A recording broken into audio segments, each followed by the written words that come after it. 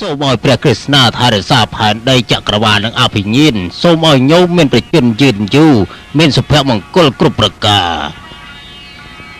ហើយដើម្បីជំនះដល់បាបកម្មពីអតីតជាតិនៃត្រូវតែក្រសបងពលជាបុព្វជិតហើយមុនពេលដែលកុមាររូបនេះចូលមកអនុញ្ញាតបួសក្នុងអាស្រមនេះគឺត្រូវតែកោសក់សិនកណាត្រៀមខ្លួនរួចហើយហេតុអីបានអ្នកកោសក់នៅស្ងៀមចឹងណែកូនប្រុសកូននឹងទេថាហេតុអ្វីបានជាកូនត្រូវកោសក់គឺមានហេតុផល3យ៉ាងណាទី1កូននឹងមិនធ្ងន់ក្បាលដោយព្រះធម៌ធ្វើឲ្យខួរក្បាលឆ្លាតវៀងវៃ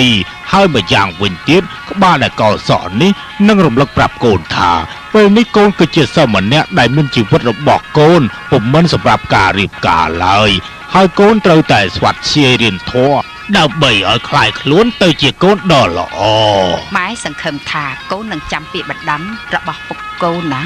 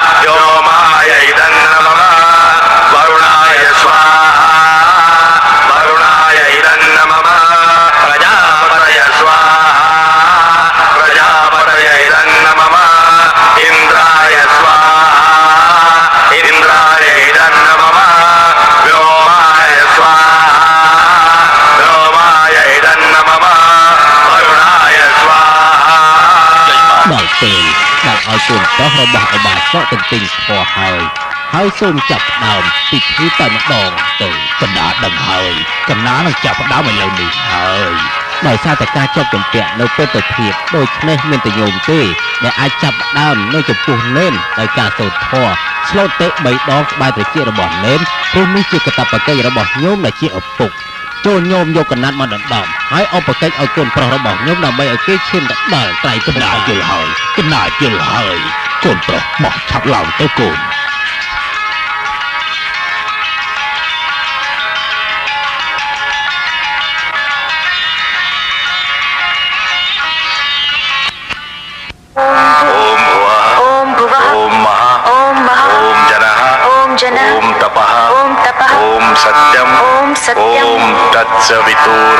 ओम तत्सवितुर्वरेण्यं भर्गो देवस्य धीमहि धियो यो नः प्रचोदयात् ओम भूर्भुवः स्वाहा तत्सवितुर्वरेण्यं भर्गो देवस्य धीमहि धियो यो नः प्रचोदयात् ओम भूर्भुवः स्वाहा तत्सवितुर्वरेण्यं भर्गो देवस्य धीमहि धियो यो नः प्रचोदयात्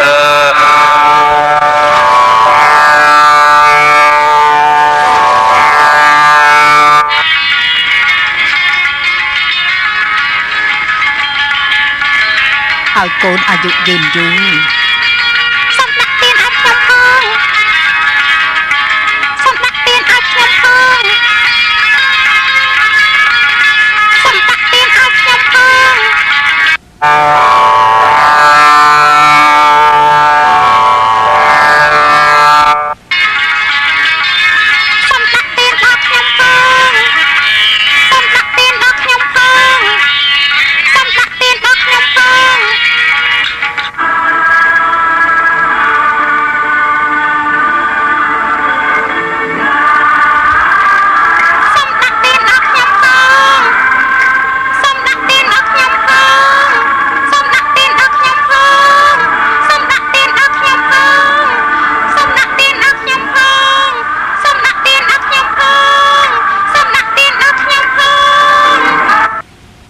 អំណោយដែលគួរឲ្យស្រឡាញ់ដូចជាមាសពេជ្រនិងពិទូសូរកានសម្ពុតកូនប្រុសរបស់យើងពិតជាមានសំណាងខ្លាំងណាស់នេះជាភារកិច្ចរបស់ម្ដាយចំពោះកូនប្រុសជាទីស្រឡាញ់របស់ខ្លួនហើយទុកថាជាការធ្វើបុណ្យដាក់ទានជូនដល់សង្គមទៅចុះ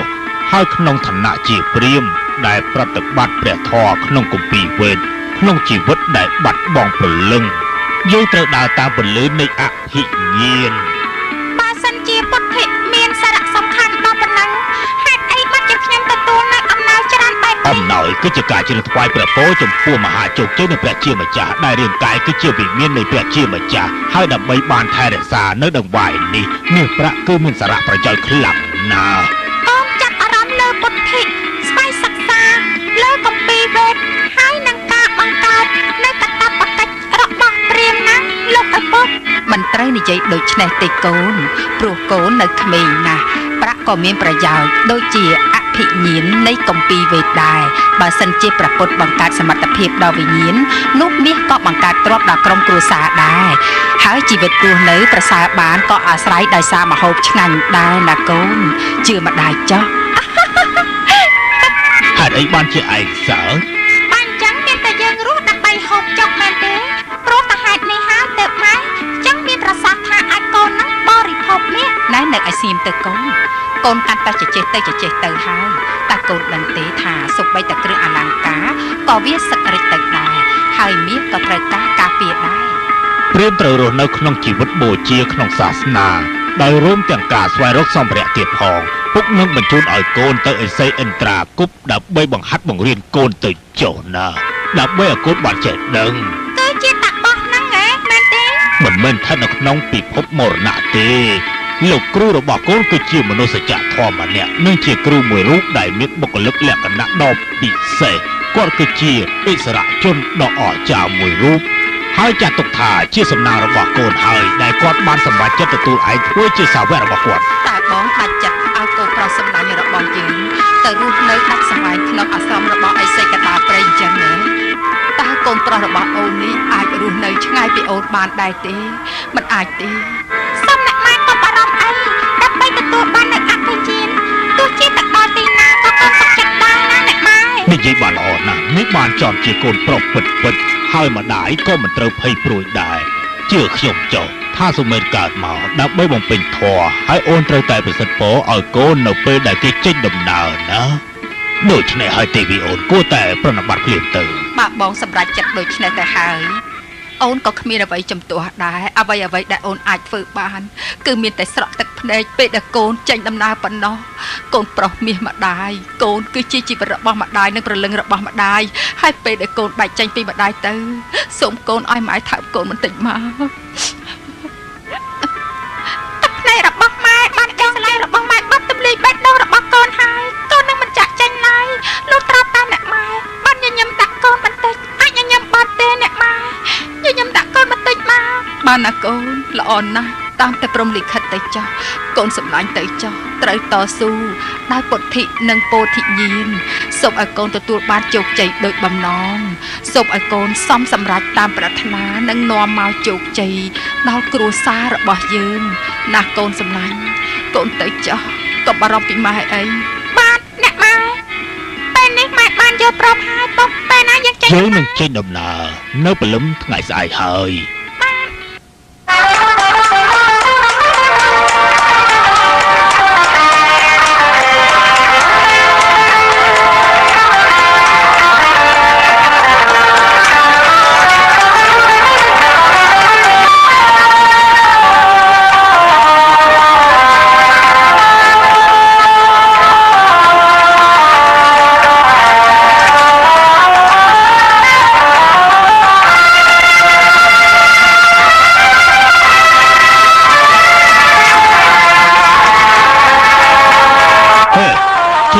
ឈប់សិន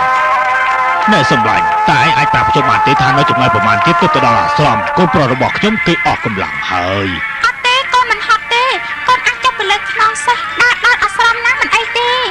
ដែលផឹកវាទៅហើយនឹងអាចរត់លឿនកាន់តែលឿនថែមទៀតហើយពុទ្ធនេះក្រឹងមិនជាអត់ពុទ្ធទៅសោះហើយខំពីយើងរស់នៅជាមួយនឹងធម្មជាតិស្រស់ស្អាតបែបនេះស្អីគេនឹង ទូជាភេសជ្ជៈដែលធ្វើអ្នកកាន់តែមានកម្លាំងហើយដល់ធ្វើពីផ្កាទៀតទេអរគុណហើយព្រាហ្មណ៍មិនអនុញ្ញាតឲ្យបរិភោគភេសជ្ជៈបែបនេះជាដាច់ខាត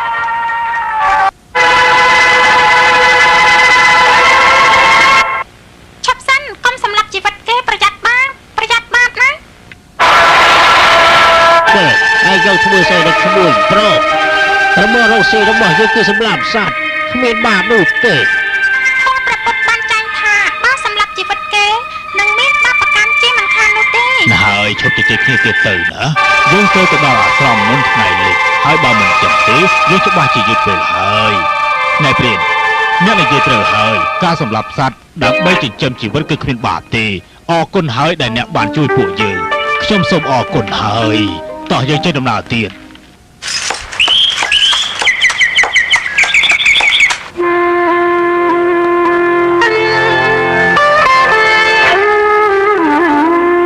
ब्रह्ममुरारिसुरार्चितलिङ्गं निर्मलभासितशोभितलिङ्गम् जन्मजदुःखविनाशकलिङ्गं तत्प्रणमामि सदा शिवलिङ्गम् अष्टदलोपरिवेष्टितलिङ्गं सर्वसमुद्भवकारणलिङ्गम् अष्टदरिद्रविनाशकलिङ्गं तत्प्रणमामि सदा शिवलिङ्गं तत्प्रणमामि सदा शिवलिङ्गम् लिङ्गाष्टकम् इदं पुण्यं यः पठेत् शिवसन्निधौ शिवलोकम् अवाप्नोति शिवेन सह मोदते ជំរាបសួរលោកគ្រូជំរាបសួរលោកគ្រូជំរាបសួរលោកគ្រូចូលចម្រើនថ្វាយបង្គំព្រះគ្រូសូមឲ្យមានអាយុយឺនយូរព្រះគ្រូជាអេសីឥន្ទ្រគប់តើពិតមែនដែរទេពិតមែនហើយអាត្មាជាអេសីចិន្ទ្រគប់មើលទៅអ្នកចង់ជួបអាត្មាណាស់ហើយមើលទៅពួកយើងមានសំណាងណាស់ដែលបានជួបព្រះគ្រូដោយផ្ទាល់យ៉ាងនេះពួកយើងធ្លាប់លើកគេឈ្មោះដល់ល្បីរន្ទឺរបស់គ្រូជាយូរមកហើយថ្ងៃនេះជាភ័ព្វសំណាងល្អដែលបានជួបអច្ឆរិយបុគ្គលឥឡូវនេះនិយាយប្រាប់អាត្មាមកមើលតើអ្នកជានរណាទៅហើយមកទីនេះមានការអ្វីដែរទៅប្រាប់អាត្មាមកពួកខ្ញុំកណាមកពីអមរាវទីខ្ញុំកណាចង់ឲ្យព្រះគ្រូជួយបង្រៀនដល់សូមេតកូនប្រុសរបស់ខ្ញុំកណាដើម្បីឲ្យព្រះគ្រូហ្វឹកហាត់គេឲ្យបានខ្លាយជាព្រាហ្មណ៍ម្នាក់ផងដូច្នេះហើយសូមព្រះគ្រូមេត្តាទទួលជាសាវកគេផងចុះសូមែនឈ្មោះនេះមានន័យថាមានទេពកោសលគឺមិនធ្វើឲ្យឪពុកម្ដាយរបស់ឯងព្រួយបារម្ភតើមែនដែរទេប្រាប់តាមត្រង់មកកណាគឺមករកពោធិញ្ញាណពុំមែនមកដោយក្តីស្រឡាញ់នោះទេសូមព្រះគ្រូប្រទានដល់កណាផងចាស់យើងរីករាយណាស់ដែលបានលើកពាក្យដូចនេះតែពេលនេះឯងទៅសម្រាប់សិនចុះហើយដល់ពេលព្រឹកព្រលឹមយើងមកពេញធေါ်ឲ្យឯងមុនពេលចាប់ផ្ដើមស្វាត់ជាឯងទៅបួងសួងដល់ព្រះគុណេសិនទៅ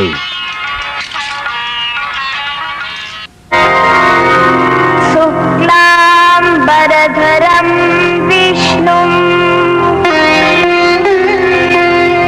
សេសិវលនំចតុរភុจំប្រសন্নវദនំధ్យាយេसर्व विघ्नोपशान्तये वक्रतुण्डं महाकायं कोटिसूर्यसमप्रभा निर्विघ्नं कुरु मे देवा सर्वकार्येषु सर्वदा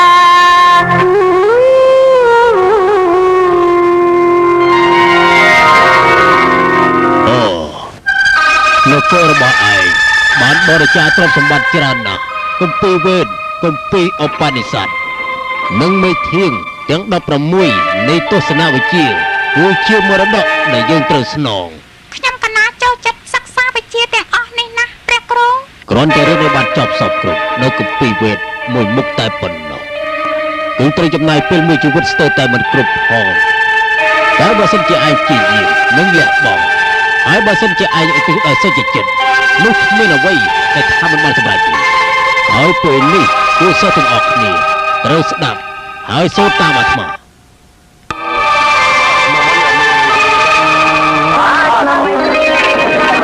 अन्यश्च सर्ववाक् परमार्थतदैक्यता अर्थतदैक्यता निष्ठतदन्तता वाचाः तदुक्तम् यतोर्वचो निवर्तन्ते अग्निमीले पुरोहितम् សិស្សទាំងអស់គ្នានៅក្នុងគម្ពីរឧបនិស្ស័តចូលស្ដាប់នៅអ្វីដែលអ្នកប្រាជ្ញគេបាននិយាយ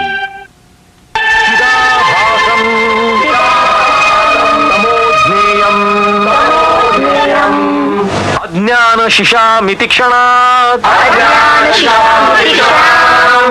जन्म स्थितिलया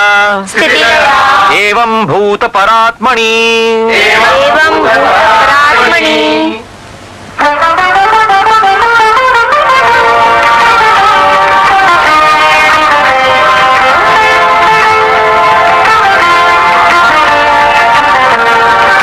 सर्वधर्मान् परित्यज्य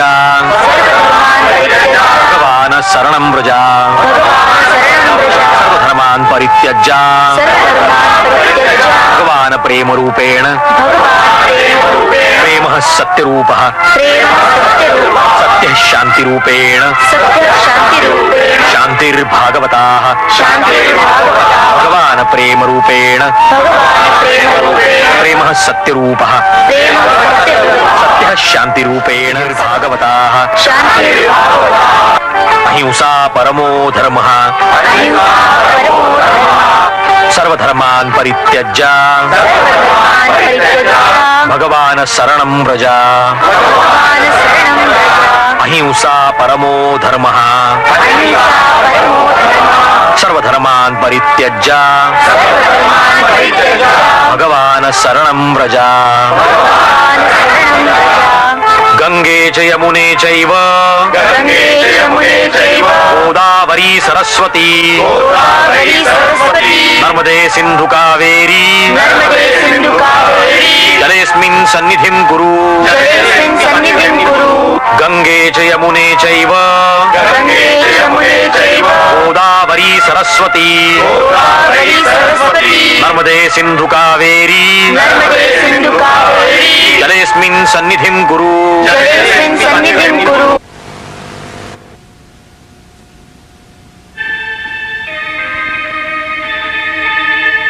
ពេលនេះឯងបានរៀនចប់នៅគម្ពីរឧបនិស្ស័តហើយនៅពេលនេះឯងត្រូវអាននៅគម្ពីរបរណៈហើយជាពិសេសលើវិរៈកថាដែលអាចឲ្យឯងសាកល្បងវិភាគនៅបុគ្គលិកលក្ខណៈរបស់ព្រះរាមថាតើឯងយល់យ៉ាងម៉េចដែរចំពោះព្រះរាមនោះ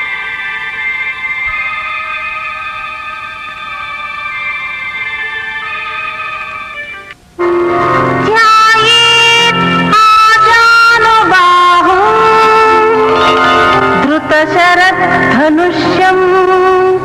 बद्ध पद्मासनस्थं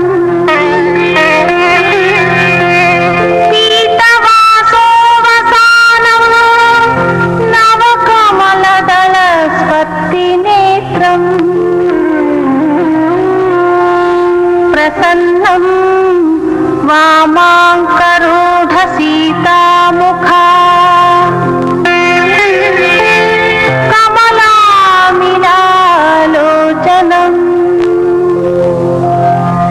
नीरदाभं नानालङ्कारदीप्तं दधातो मरुजातमण्डलं रामचन्द्रम्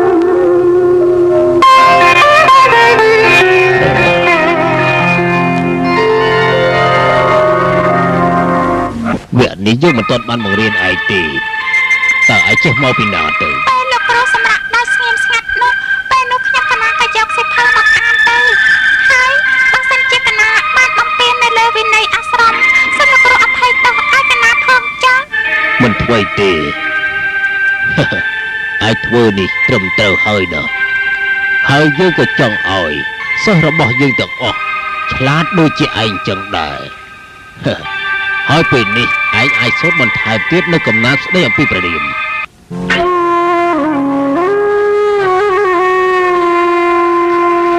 पूजन्तं राम रामेति मधुरं मधुराक्षरम् आरोह्य कविता शाखा वन्दे वाल्मीकि कोकिलम्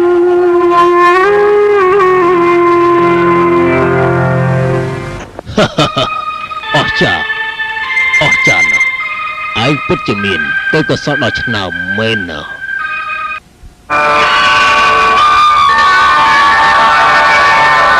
តើអ្នកអាចរៀបរាប់អំណាចទាំង5របស់អាទិទេពបានទេ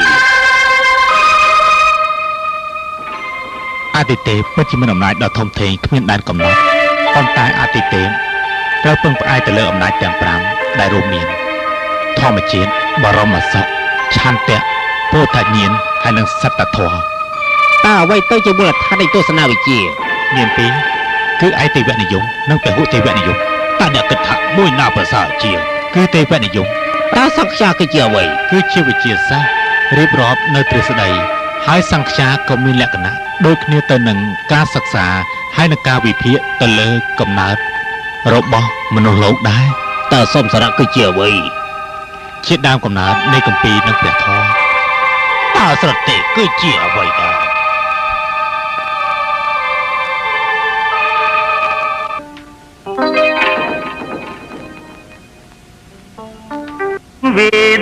वेदानुवचनेन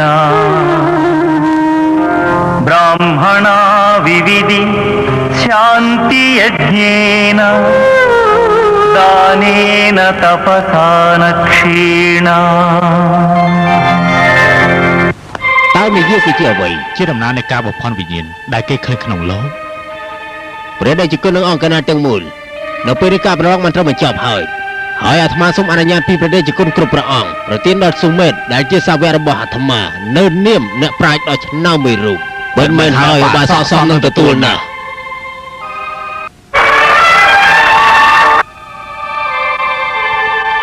អាត្មាមានមោទនភាពជាបណ្ឌិតសូមប្រកាសថាចាប់ពីពេលនេះតទៅអ្នកគឺជាបណ្ឌិតដែលគួរឲ្យគោរពនៅពេលនេះ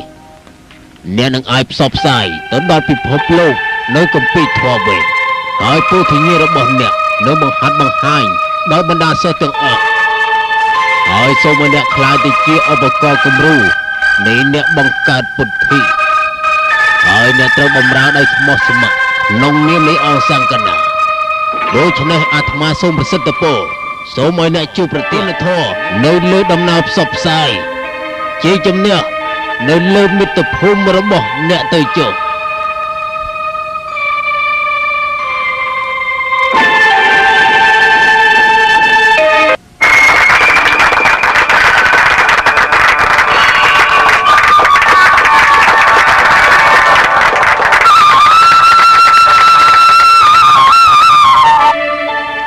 ខ្ញុំសូមសច្ចា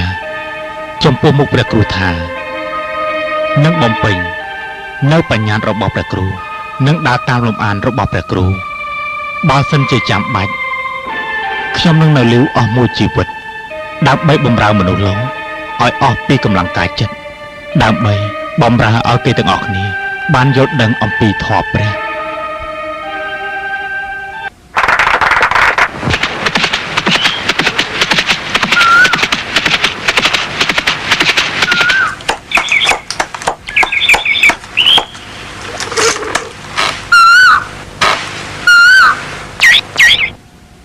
ព្រះតេជគុណ មានកាយហ្នឹង មានសម្បត្តិមួយច្បាប់ អ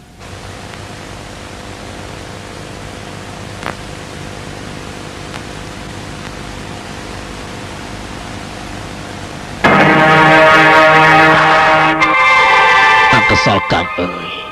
អោព្រះជាម្ចាស់ហេតុអីក៏ព្រះអង្គសាហាវខ្លាំងម្ល៉េះនេះជាសម្បត្តិរបស់ឯងណាសុំមែនយើងទោះតែសរសើរឯងបាយមិននេះសោះតែពេលនេះយើងបែរជាសោសង្រេងជំនួសឯងទៅវិញឯងកំព្រាហើយហេតុអ្វីតែមានអ្វីកើតឡើងទៅពុកម៉ែរបស់ឯងមិននៅលើលោកនេះទៀតទេ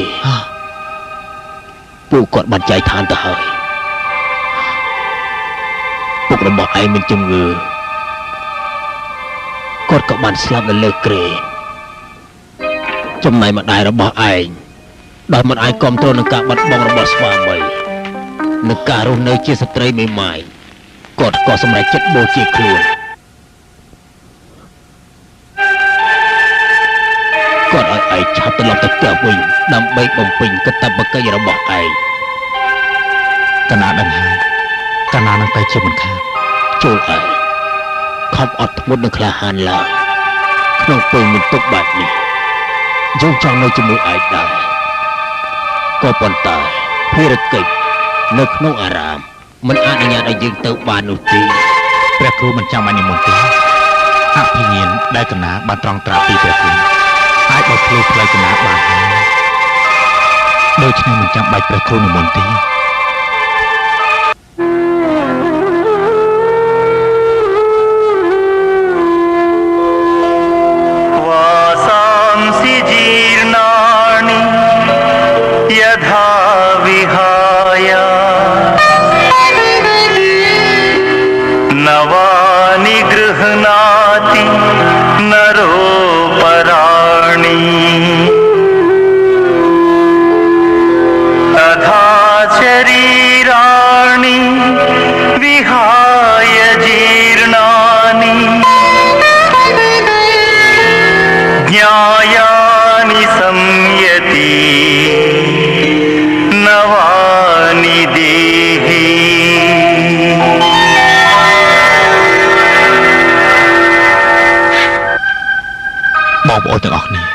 បងប្អូនកុំស្ទាក់ស្ទើរឲ្យសោះនេះមិនមែនជាអ្នកធ្វើអំណោយហើយខ្ញុំក៏ពុំមែនជាអ្នកដាក់ទានដែរឪពុកខ្ញុំមានគោ1000ក្បាលតែពេលនេះគាត់លេខបានថែរក្សាទៀតហើយខ្ញុំក៏មិនត្រូវការគោទាំងអស់នេះដែរម្យ៉ាងទៀតខ្ញុំក៏មិនត្រូវការទ្រព្យសម្បត្តិដែរផ្ទះមួយនេះទុកសម្រាប់ឲ្យអ្នកដំណើរចូលសម្រាប់ចុះហើយគ្រឿងអលង្ការធ្វើពីមាសនិងប្រាក់ទាំងនេះទុកសម្រាប់ស្ត្រីក្រីក្រចុះចំពោះរូបខ្ញុំមាសប្រាក់គ្រាន់តែជាវត្ថុប្រាជ្ញានឹងការរស់នៅក្នុងជីវភាពសាមញ្ញនិងការអប់រំប្រជារាស្ត្រឲ្យទទួលបាននូវអភិញ្ញាណអូលោកឯងវិចិត្រសវរណកុំសរសើរខ្ញុំអីការសរសើរនិងការបញ្ជូនគឺជាថ្នាំពុលទេតែលោកមិនតាំងមិនជាមនុស្សអាត្មានិយមឯណា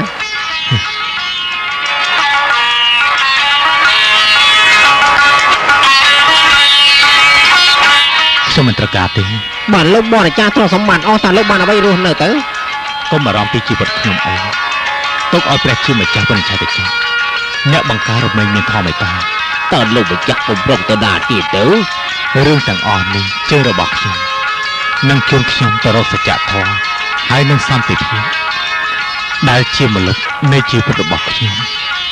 តែលោកម្ចាស់ដឹកធ្វើអីទេតើអ្វីទៅដែលជំរុញឲ្យលោកម្ចាស់លើបកកៅកិលេសនេះអាយុរបស់ខ្ញុំនៅក្មេងណាស់ប៉ុន្តែខ្ញុំចាស់ចិត្តចាស់កំណត់ហើយសំទោសលោកម្ចាស់ឈប់និយាយទៀតទៅពាក្យសម្ដីនេះគង់នៅសត្វតាមចោលពេលនេះខ្ញុំសូមយកបងប្អូនហើយសូមអ្នកទាំងអស់គ្នាប្រសិទ្ធពរឲ្យខ្ញុំផលចុះខ្ញុំនៅតែនឹងដល់បងប្អូនគ្រប់ពេលវេលាទាំងអស់ឥឡូវនេះចូលមកហើយទៅយកអំណោយនេះសូមទៅចុះអរគុណលោកម្ចាស់ទៅចុះសូមជិះយកចុះអរគុណលោកម្ចាស់ណាយកចុះសូមឲ្យលោកម្ចាស់បានចម្រើនសូមឲ្យលោកម្ចាស់បានចម្រើនសូមឲ្យលោកម្ចាស់បានសម្រេចពោធិញ្ញាណសូមឲ្យលោកម្ចាស់បានសម្រេចពោធិញ្ញាណជូនដល់លោកម្ចាស់សូមជ័យជំនះជូនដល់លោកម្ចាស់ខ្ញុំមិនជាអាចារ្យហើយក៏មិនជាសាវកដែរខ្ញុំគ្រាន់តែជាបុត្រជនតែប៉ុណ្ណោះ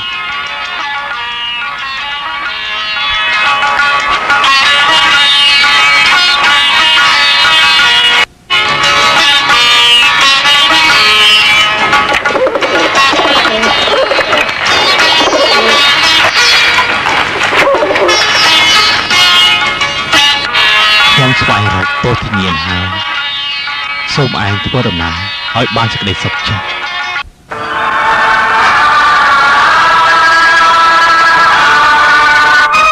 ជំរាបសួរណែអ្នកកំឡោះតើអ្នកធ្វើដំណើរមកពីណាខ្ញុំមកពីជើងភ្នំហេមពៀនហើយអ្វីក៏អ្នកធ្វើដំណើរឆ្ងាយម្ល៉េះខ្ញុំស្វែងរកអភិញ្ញាណនៅភ្នំហេមពៀនមានអ្នកប្រាជ្ញរស់នៅច្រើនណាស់ពួកគេអាចបង្ហាត់មេរៀនអ្នកបានខ្ញុំស្វែងរកអ្នកដែលចាប់ជាតិជាប្រពុតនេះជាតិមុខនេះប្រពុតមិនជាការងាយទេព្រះពុទ្ធជាអ្នកដែលពោពេញទៅដោយការសម្ដៅប្រណីនិងធម៌មេត្តាហើយក៏ជាអ្នកដែលទទួលបាននូវសមានចិត្តពីមនុស្សគ្រប់រូប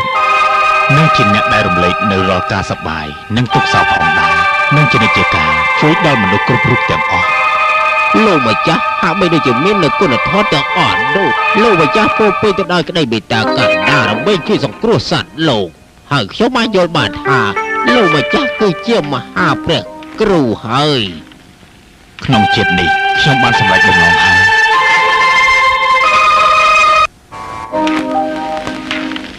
តើសម្លាក់នៅឯណាលោកអាពាតអើយមិនក៏មិនប្រាប់អាត្មាឲ្យដឹងដើម្បីអាត្មាផ្អាកធ្វើដំណើរហើយការធ្វើដំណើរបែបនេះគឺវាមិនសំខាន់ទេមកយើងត្រឡប់ទៅវិញអាត្មាចង់ទៅមើលគេឥឡូវនេះឲ្យខ្ញុំសុំទៅផងខ្ញុំចង់រស់នៅជាមួយលោកម្ចាស់ដើម្បីរៀនសូត្រស្រេចតែចិត្តអ្នកចុះអញ្ចឹងមកគ្នាទៅ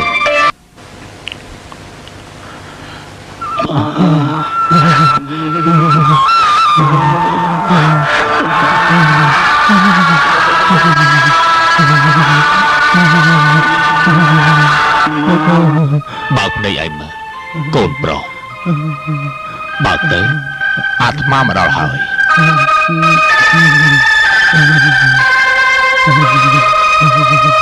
ាមកឆ្នាំនេះនឹងធ្វើឲ្យឯងជានៅក្នុងពេលឆាប់នេះមិនចាំបាច់ក្រោកទេសម្រាប់ទៅណាឯងនឹងសួរខ្លួនវិញជាមិនខាន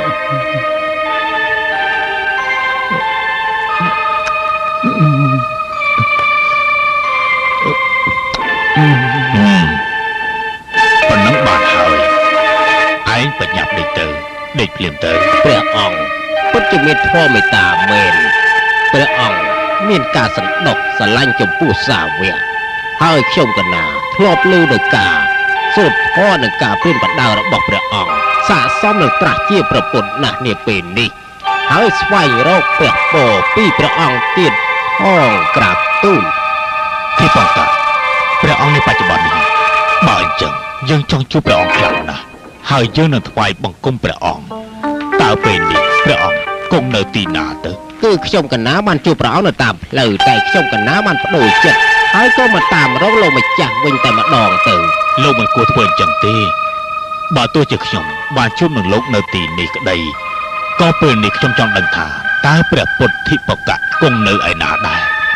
ខ្ញុំរីករាយនឹងសូមការប្រទានពរពីព្រះអង្គខ្លាំងណាស់ជួយខ្ញុំកណាផងទៅពិតមែនហើយយុគមកនេះពិតជាល្អមែនលោកម្ចាស់គួរតែយកសិស្សខ្ញុំកណាទៅជាមួយផងទៅដើម្បីឲ្យអ្នកទាំងអស់គ្នាជាបានឃើញពិតមែនហើយព្រោះថាព្រះពុទ្ធព្រះអង្គគង់នៅក្បែរនេះទេខ្ញុំចង់ជួបខ្លាំងណាស់តើយើងចេញដំណើរពេលណាទៅចាំមែនអង្គនេះជាសះស្បើយសិនខ្ញុំកណាបានជឿហើយខ្ញុំកណាអាចនិមន្តជាមួយលោកគ្រូនៅក្នុងពេលនេះបានកុំតកកុហលអីអាត្មាជឿថាឯងពិតជាបានធូរស្បើយមែនប៉ុន្តែត្រូវធ្វើសន្សំទៅបានដូច្នេះហើយឯងមិនត្រូវតកកុហលពេកទេមើលទៅលោកម្ចាស់ក៏រវល់ណាស់ដែរតើមែនដែរទេគំនិតបុគ្គលវានឹងនាំឲ្យដល់ភាពខ្ជិលខ្ជាដូច្នេះហើយត្រូវតែមើលម៉ាត់Om Sarvamangala Mangalye Shive Sarvartha Sadhike Sharanye Trambake Gauri Narayani Namostute តើឯងកំពុងបួងសួងអីនឹងយ៉ាស៊ូតែចង់ឲ្យយើងទាយដែរទេ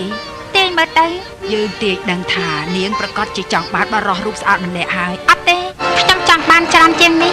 ក្រៅពី មីងខ្ញុំមិនប្រាថ្នាអ្វីទាំងអស់ខ្ញុំចង់រៀបការជាមួយបរិសម្នាក់ហើយគឺមានតែព្រះម៉ែទេដែលអាចធ្វើជាសាក្សីរបស់ខ្ញុំបានប្រាប់មីងផងបានទេប្រាថ្នាអ្វីទៅខ្ញុំធ្លាប់លើកេរដំណើរអំពីព្រះពុទ្ធហើយព្រះអង្គគង់នៅក្នុងបេះដូងមនុស្សគ្រប់រូបហើយអ្វីដែលខ្ញុំប្រាថ្នាក្រៅពីព្រះពុទ្ធ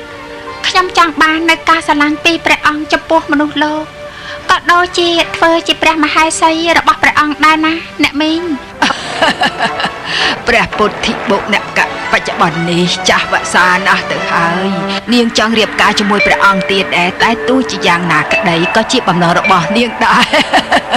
ខ្ញុំមិនរៀបការជាមួយព្រះពុទ្ធដែលចាស់ជរាទេខ្ញុំចង់រៀបការជាមួយព្រះពុទ្ធដែលមានប្រជញ្ញនៅក្មេងខ្ញុំរងចាំអស់មួយជីវិតដើម្បីសម្រេចបំណងឲ្យបាននាងឈួតហើយទោះជាខ្ញុំឈួតក៏ដោយខ្ញុំនឹងទៅដើម្បីឲ្យខ្ញុំខ្លាយទៅជាព្រះមហេសីរបស់ព្រះពុទ្ធគ្រប់ជាតិតែម្ដងអ្នកមីងចាំតែមើលចាស់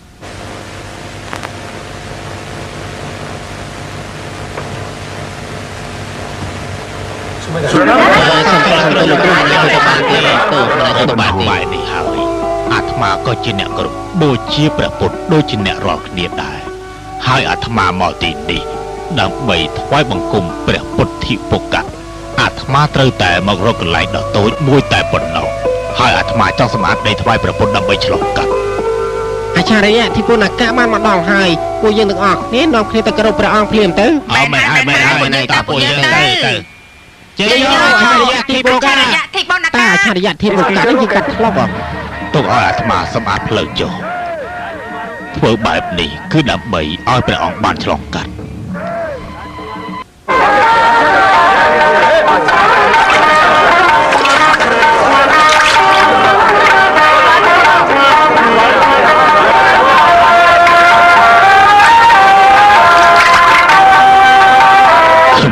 សូមថ្វាយបង្គំព្រះអង្គសូមថ្វាយបង្គំព្រះអង្គបើសិនជាព្រះអង្គនិមន្តកាត់ថ្លុកនេះព្រះអង្គនឹងឈឺព្រះបាទជាមិនខានទុកឲ្យខ្ញុំកណាធ្វើជាស្ពានសម្រាប់ព្រះអង្គនិមន្តឆ្លងទៅចុះ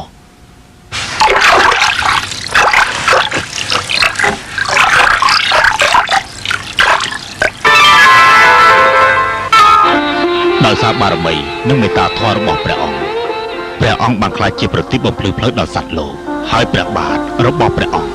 គឺមិនត្រូវប្រឡាក់ទេដូច្នេះសូមព្រះអង្គនិមន្តលើខ្លួនកណាមកចុះអាត្មាមានចិត្តរីករាយណាស់ចំពោះចិត្តសប្បុរសរបស់ព្រះអង្គអច្ឆរិយៈសុមេធសម្ដានចិត្តគោរពបូជារបស់ព្រះអង្គបានធ្វើឲ្យអាត្មាមានចិត្តរំភើបជាពន់ពេកតើព្រះអង្គពេញប្រតិហើយមែនទេ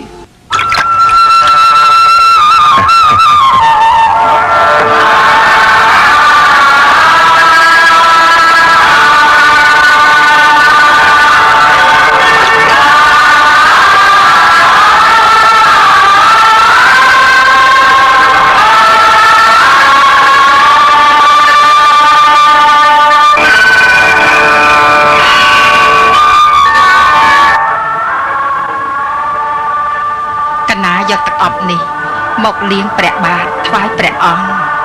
ជាមួយនឹងទឹកអប់នេះអាត្មាសូមឧទ្ទិសដល់អនន្តសុមេធដែលធ្វើជាកំណល់សម្រាប់អាត្មាឆ្លងកាត់ព្រះគុណ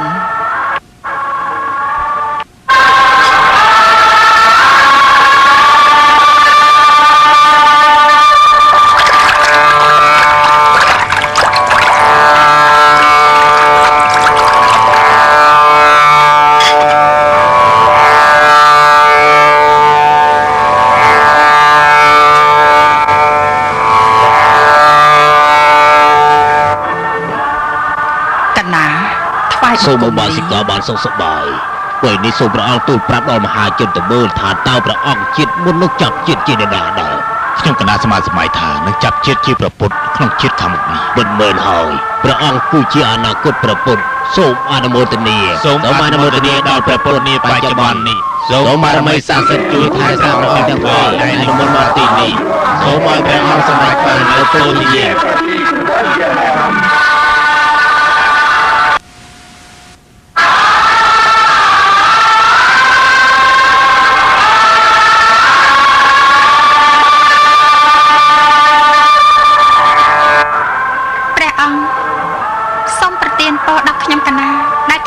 បូជាចំពោះព្រះអង្គផងទៅ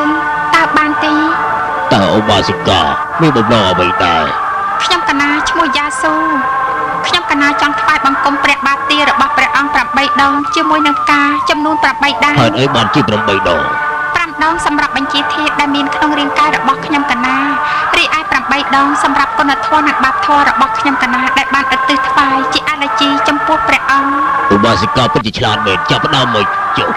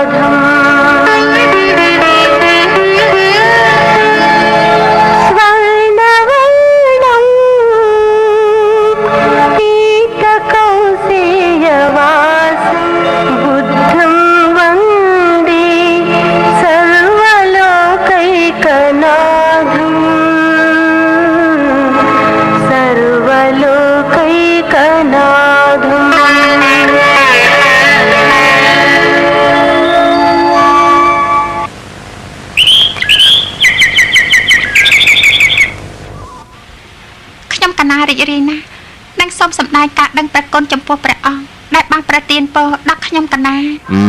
សូមឲ្យឧបាសិកាជួបតែសេរីសួស្តីខ្ញុំកណាមានពរមួយទៀតសូមឲ្យព្រះអង្គប្រទានដល់ខ្ញុំម្ចាស់ផងទៅតើបានទេឧបាសិកាមិនចាំបាច់លាក់លៀមអ្វីទេសូមឧបាសិកានិយាយប្រាប់អាត្មាមកចុះសូមប្រទានពរដល់ខ្ញុំកណាដែលឲ្យខ្ញុំកណានឹងបានធ្វើជាព្រះមហេសីរបស់អច្ឆរិយៈសុមេតនៅជាតិក្រោយនេះផងទៅសូមប្រទានពរផងអច្ឆរិយៈសុមេតតើព្រះអង្គបានឮហើយឬកណាបានឮហើយសូមឲ្យឧបាសិកាសម្រេចដោយបំណងដោយខ្លាយទៅជាមហេសីរបស់ព្រះពុទ្ធនាជាតិខាងមុខតើព្រះអង្គសុមេតយល់ព្រមដែរទេគឺព្រមលិខិតជាអ្នកកំណត់វាសនាទាំងអស់ពេលនេះអាត្មាគិតថាសូមលាញាតិញោមទាំងអស់គ្នាដើម្បីបន្តធម្មយាត្រាព្រោះថាគោលបំណងរបស់អាត្មាដែលពោមកជួបព្រះពុទ្ធនិងសាវកបានសម្រេចហើយអាត្មាត្រេកអរជាពលឹកដូច្នេះអាត្មាសូមជូនពរ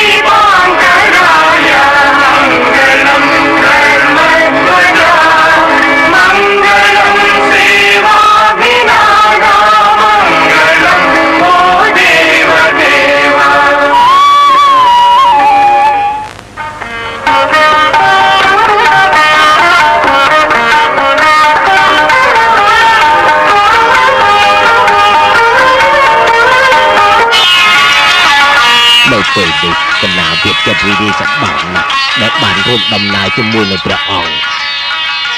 លោកគ្រូកណាបានលឺអ្នកស្រុកនិយាយថាហើយនិយាយពីស្អីហ្នឹងកណាមិនហ៊ាននិយាយទេកណាខ្លាចស្អីសូម្បីតែអាត្មានៅទីនេះមានតែមនុស្សដែលមានអំពើបាបអ្នកដែលធ្វើអំពើអាក្រក់នឹងជន់កុហកទៅគេខ្លាចមានរឿងអីឆាប់និយាយទៅកណាបានលើកគេនិយាយថាលោកគ្រូនឹងចែកឋានក្នុងពេលឆាប់នេះព្រោះថាលោកគ្រូនឹងចាប់ជាតិជាប្រពុតនៅជាតិក្រោយនេះអាត្មាមិនសាងបាបកម្មដោយការរំលែកខណ្ឌទាំងបង្ខំឬក៏ប្រើវិធីបែបអភិធម្មជាតិឡើយហើយបើសិនជាអាត្មាបានខ្លាយខ្លួនជាប្រពុតមែននោះអាត្មានឹងបូជាជីវិតលុះត្រារលត់ខណ្ឌហើយក្នុងជាតិនេះអាត្មាឧទ្ទិសចំពោះគោលការណ៍ដែលទាំងសាវកទាំងអស់គ្នាក៏ត្រូវតែគោរពគោលការណ៍នេះដែរតើកណាអាចដឹងពីគោលការណ៍នេះបានទេហើយអ្វីក៏មិនបានគោលការណ៍នោះគឺករុណាអភិញ្ញាណខន្តីសច្ចៈសង្កប្បៈស្នេហាអភិនិហា សម្មាវាយាមៈសមធម៌និងឧបេក្ខាសមធម៌គឺសំដៅដល់មនុស្សគ្រប់រូបរស់នៅស្មើភាពគ្នាហើយឧបេក្ខាគឺយោងទៅដល់ឆន្ទៈជួយដល់អ្នកក្រខ្សត់ចុះបោបាសកបំពេញលើធម៌នោះការសំខាន់គឺការលះបង់និងការបម្រើលោកម្ចាស់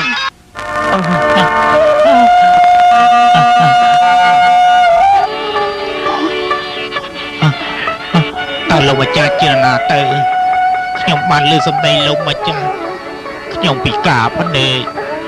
តើលោកម្ចាស់អាចប្រាប់ផ្លូវខ្ញុំផងបានទេអាត្មាជាអច្ឆរិយៈសុមេតហើយនេះជាសាវករបស់អាត្មាដែលបានរួមដំណើរជាមួយនឹងអាត្មាសូមថ្វាយបង្គំព្រះអង្គសូមថ្វាយបង្គំព្រះអង្គព្រះអង្គកណាស្វែងរកជាយូរហើយព្រះបាទទីហើយនឹងព្រះពស្ត្រដែលខ្ញុំកណាទន្ទឹងចង់ចាប់កាន់និងព្រះភ័ក្ត្រដែលបញ្ចេញក្តីមេត្តាដល់សត្វលោកដែលមានភ័ព្វវាសនាដ៏ខ្ពស់បានជួបនឹងព្រះអង្គសូមថ្វាយបង្គំព្រះអង្គប៉ុន្តែខ្ញុំកណាបែរជាអភ័ព្វដោយមិនអាចមើលឃើញព្រះភ័ក្ត្រព្រះអង្គទៅវិញខ្ញុំប្រកាសណាចាប់ឃើញព្រះអង្គខ្លាំងណាស់ខ្ញុំប្រកាសណាដើរត្រចរគ្រប់ទិសទីដើម្បីឲ្យបានឃើញព្រះភ័ក្ត្រព្រះអង្គនៅបានស្ដាប់ព្រះធម៌តែដោយសារតែបាបកម្មរបស់ខ្ញុំកណាពីជាតិមុនបានធ្វើឲ្យកណាខ្វះព្រះអង្គកណាយល់ថាបើសិនជាខ្ញុំកណាបានប៉ះព្រះអង្គនោះខ្ញុំកណាពិតជាមើលឃើញព្រះអង្គនេះជាតិមុនជាមិនខាតនោះទេពេលនោះខ្ញុំកណានឹងហែតាមព្រះអង្គនឹងគោរពប្រណិប័តតាមមាគ៌ារបស់ព្រះអង្គជាមិនខាតគោរពព្រះអង្គជាមិនខាតខ្ញុំកណាមានការសោកស្ដាយខ្លាំងណាស់ខ្ញុំកណាសោកស្ដាយខ្លាំងណាស់អ្នកមិនចាំបាច់រងចាំដល់ជាក្រោយទេអាត្មានឹងផ្ដល់កម្លាំងដល់អ្នកដើម្បីឲ្យអ្នកអាចមើលឃើញក្នុងចិត្តនេះប៉ិតមែនខ្ញុំកណាមានភ័ព្វសំណាងណាស់ដោយក្តីសន្តោសមេត្តារបស់ព្រះអង្គសូមព្រះអង្គមេត្តាប្រទានពរដល់ខ្ញុំកណាដើម្បីឲ្យខ្ញុំកណាមើលឃើញនិងតាមបម្រើព្រះអង្គគ្មានអ្វីចម្លែកទេអ្នកនឹងមើលឃើញវិញជាមិនខាតខ្ញុំនឹងធ្វើទានភ្នែកមកខាងជូនអ្នកទៅចុះតើព្រះអង្គប្រទានភ្នែករបស់ព្រះអង្គពិតមែនហើយអាត្មាប្រកាសជាប្រទានភ្នែកមកខាងគឺវាគ្រប់គ្រាន់សម្រាប់មើលពិភពលោកនេះហើយម្យ៉ាងវិញទៀតអាត្មានៅសល់ភ្នែកមកខាងដែលអាចទំនាក់ទំនងជាមួយនឹងអតិថិបានមកកាត់ដៃអាត្មាមកហើយមកតាមអាត្មានឹងអញ្ជើញលោកគ្រូពេទ្យដើម្បីមកព្យាបាលភ្នែករបស់អ្នកណាមក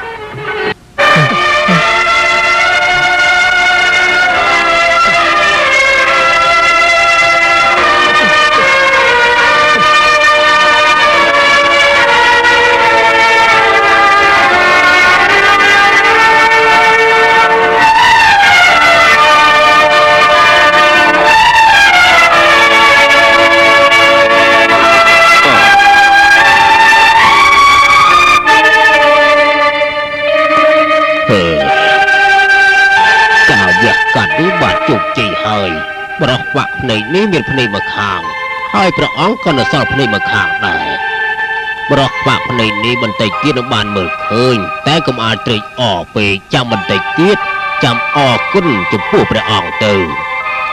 អរគុណដល់អ្នកបង្កើតលោកទៅសម្រាប់អាត្មាបានយកចំណែកនៃរាងកាយទៅបរិច្ចាគជាគុណប្រយោជន៍អាត្មារីករាយខ្លាំងណាស់ទានបរិច្ចាគរបស់ព្រះអង្គចំពោះអ្នកពិការបានធ្វើឲ្យពិភពលោកនេះមានការកោតសរសើរស្ញប់ស្ញែងយ៉ាងខ្លាំងចំពោះព្រះអង្គដូច្នេះគ្មានអ្វីដែលធំជាការបរិច្ចាគនេះទេបន្តិចទៀតរាងកាយអាត្មានឹងបូជាថ្វាយដល់អាទិទេពហើយមនាលសាវកនិងឧបាសកទាំងអស់សូមទេសនាធម៌ជាលើកចុងក្រោយ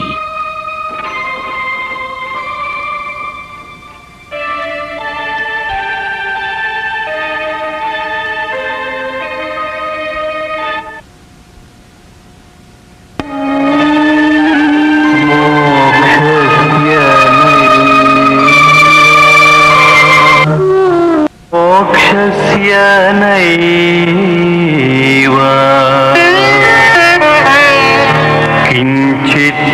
किञ्चित्थमस्ति न चापि गमनमन्यन्त्रा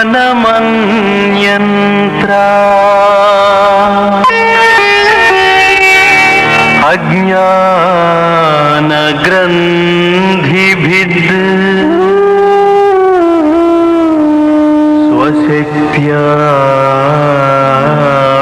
स्वशक्त्याभिव्यक्ताता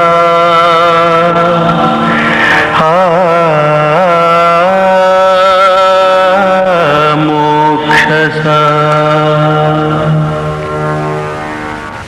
ព្រលឹងបានចាកចេញពីរាងកាយឆ្ពោះទៅកាន់ត្រៃភពរាងកាយស្នុកស្ដឹងបាត់បង់វិញ្ញាណក៏គ្មានគុណធម៌ទៀតផងដែរព្រលឹងបានខំរំដោះខ្លួនចេញដើម្បីទទួលយកអភិញ្ញាណដោយទម្លាយនៅភាពខ្មៅងងឹតនៃអវិជ្ជា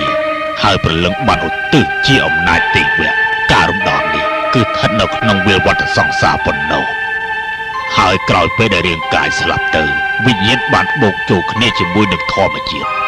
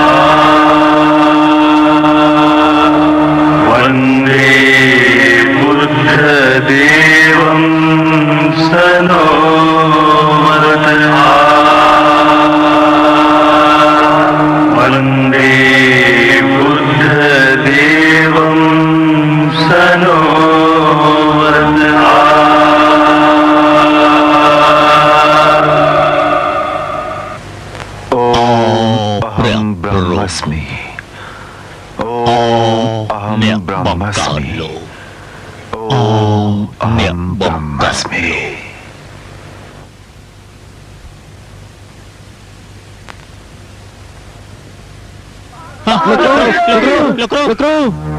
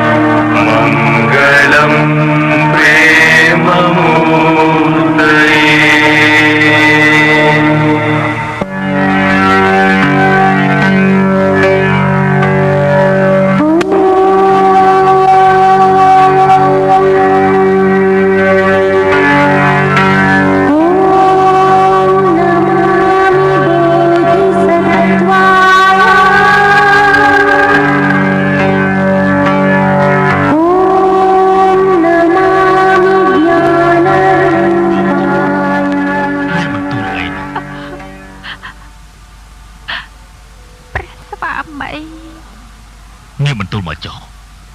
ក្នុងនាមជាព្រះមហាក្សត្រីរបស់ព្រះអង្គ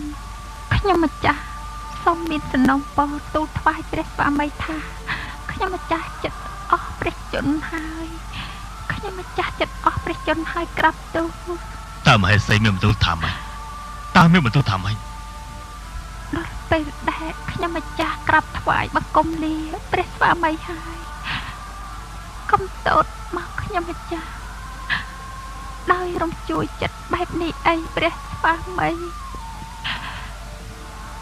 ចំរីកបានមកទូលប្រាប់ខ្ញុំម្ចាស់ថាខ្ញុំម្ចាស់ចិត្តដល់ពេលវេលាហើយមេសីកុំមានបន្ទូលបែបនេះអីម្ចាស់អូនយើងមិនអាចរស់នៅដោយគ្មានម្ចាស់អូនបាននោះទេម្ចាស់អូនកុំមានបន្ទូលបែបនេះអីដើម្បីវាសនាបុត្ររបស់យើងព្រះផស្តាត្រូវតែរស់តទៅទៀតមិនត្រូវស្លាប់តាមខ្ញុំម្ចាស់ទេម្ចាស់អូនម្ចាស់អូនក៏ត្រូវរស់ផងដែរមហេសីត្រូវតែទតបុត្រដែលចម្រើនវ័យហើយឃើញបុត្ររៀបអភិសេកហើយបន្ទាប់មកម្ចាស់អូន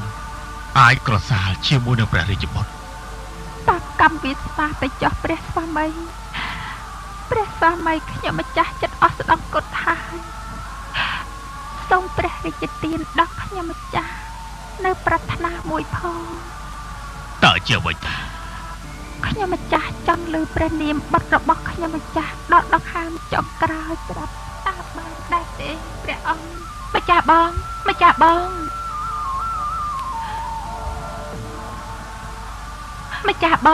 តើម្ចាស់បងយ៉ាងម៉េចដែរមានបន្ទូលមកតើម្ចាស់បងចង់បានអ្វីទេម៉ែសៃចង់ដឹងព្រះនាមរបស់ព្រះបុត្រាត្រូវហើយម្ចាស់បងចង់ឮព្រះនាមរបស់ព្រះបុត្រាណាកុំបារម្ភអ្វីម្ចាស់បងនឹងបានជ្រាបជាមិនខានទេព្រះអាទិទេពបានប្រទានពរដល់យើងហើយមានតែម្ចាស់អូនទេដែលមិនដឹងចាប់ពីពេលនេះទៅព្រះរាជបុត្រម្ចាស់អូនហើយម្ចាស់បងស្ងំខ្លះទេយើងនឹងនៅស្ងៀមជារៀងរហូតហើយអោព្រះជាម្ចាស់អើយខ្ញុំម្ចាស់ចង់ដឹងព្រះនាមរបស់បុត្រណាហេតុអីបានជាព្រះអង្គមិនប្រណីដល់ខ្ញុំម្ចាស់ផងទៅហើយឥឡូវហើយចាប់បងទៅធ្វើលោកមហាមន្ត្រីចូលមកនេះមកមានកាយទៅព្រះអង្គត្រូវឲ្យក្រុមរហិតរើសយកព្រះនាមបុត្រយើងភ្លាមមកកណាថ្លៃផ្សេង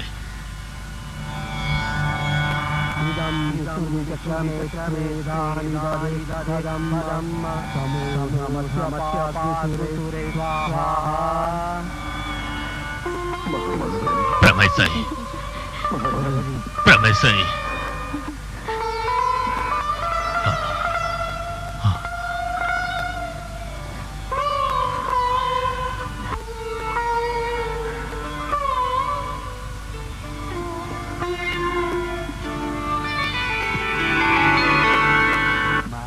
ុត្ររបស់ព្រះនាងមានព្រះនាមថាព្រះសិទ្ធត្ថ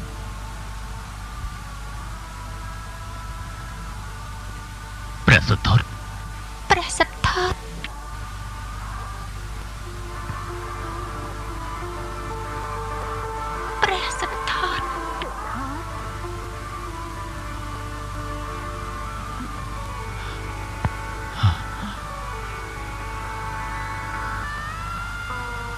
ម៉េសី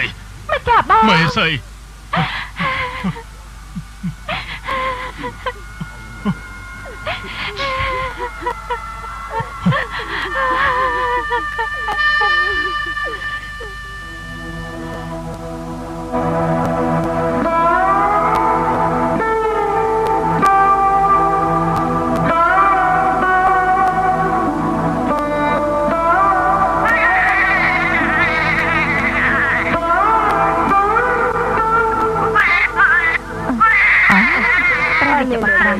ព្រះរាជបុត្រាទ្រង់ព្រះកន្សែងរឿងអីនឹងក្រាបទូលព្រះរាជបុត្រា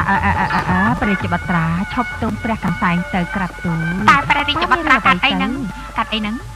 ព្រះរាជបុត្រាទ្រង់ព្រះកន្សែង ព្រះរាជបុត្រាឈប់ទ្រង់ព្រះកន្សែងទៅចាំខ្ញុំម្ចាស់ទៅយកទឹកដោះគោមកថ្វាយណាព្រះរាជបុត្រាឈប់ទ្រង់ព្រះកន្សែងទៅឈប់ទ្រង់ព្រះកន្សែងទៅណាព្រះមេតិឆាកំពុងតែផ្ទុំណាព្រះរាជបុត្រាឈប់ទ្រង់ព្រះកន្សែងទៅក្រាបទូលឈប់ទ្រង់ព្រះកន្សែងព្រះមេតិឆាកំពុងផ្ទុំ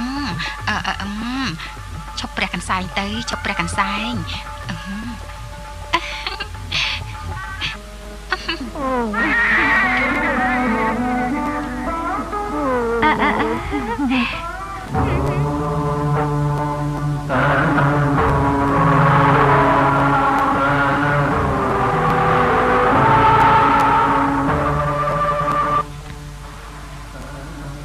ម្ចាស់សត្រីស្រឡាញ់ព្រះរាជបុត្រាណាស់តើមែនទេ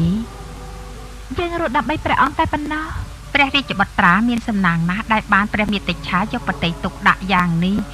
ទាំងបំបើព្រះរាជបុត្រាទាំងវ័យក្រមុំយ៉ាងនេះទៀតផងអស្ចារ្យណាស់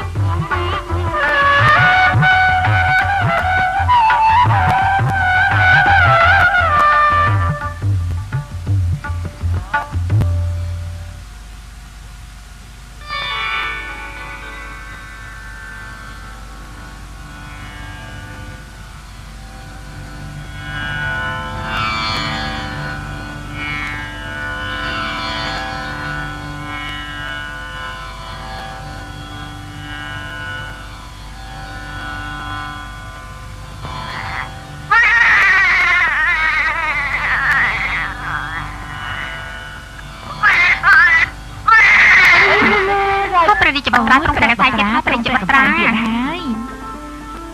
ម៉ាព្រះរាជបុត្រាកុំទ្រង់ព្រះកន្សែងណាកុំទ្រង់ព្រះកន្សែងព្រះមេតិឆាកំពុងផ្ទុំឈប់ទ្រង់ព្រះកន្សែងទៅព្រះបឈប់ទ្រង់ព្រះកន្សែងឲ្យព្រះមេតិឆាផ្ទុំផងចាំខ្ញុំម្ចាស់យកទឹកដោះគោមកថ្វាយណាយើងលើព្រះបុត្រាកន្សែងតើមានរឿងអីទៅបុត្រាមិនអីទេឯណាម្ចាស់ស្ត្រីកំពុងផ្ទុំឈប់ទ្រង់ព្រះកន្សែងឈប់ទ្រង់ព្រះកន្សែងទៅ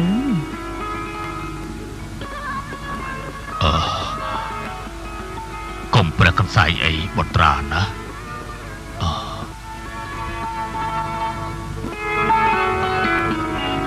ម្ចាស់ស្ត្រីព្រះអង្គបាត់សម្លាញ់តើមានរឿងអីហ្នឹងហេតុអីបាត់ជាបាត់ព្រះកន្សែងតើហេតុអីទៅខ្ញុំម្ចាស់លើព្រះរាជបុត្រទ្រង់ព្រះកន្សែងក៏មកមើលតែម្ដងទៅព្រះមេម្ចាស់អត់មានរឿងអីទេបើសិទ្ធិទ្រង់ព្រះកន្សែងមិនក៏ខ្ញុំម្ចាស់មិនលឺហេតុអីក៏មិនលឺអញ្ចឹងយើងស្ដាប់លើសិទ្ធិព្រះកន្សែងតាំងពីនៅក្នុងដំណាក់មកម្ល៉េះណាហេតុអីក៏ម្ចាស់អូនមិនលឺគួរឲ្យចម្លែកដែរទេគឺអញ្ចេះទេព្រះអង្គខ្ញុំម្ចាស់មិនហ៊ានដាស់ម្ចាស់ស្ត្រីអញ្ចឹងហើយទៅខ្ញុំម្ចាស់មកលួងលោមព្រះរាជបុត្រាតែម្ដងទៅមែនណាព្រះរាជបុត្រនៅស្ងៀមហើយថែមទាំងសើចទៀតផងទ្រង់តែងតែសើចពេលដែលទ្រង់គង់នៅជាមួយម្ចាស់អូនម្ចាស់បងមេបន្ទូត្រីហើយសិទ្ធិតែងតែញញឹមដើម្បីលួងលោមខ្ញុំម្ចាស់តើម្ចាស់អូនអាចថែបុត្របានយូរប៉ុណ្ណាទៀតថ្ងៃណាមួយម្ចាស់អូនត្រូវយើងត្រឡប់ទៅរកព្រះមេដាបិតាហើយថ្ងៃណាមួយ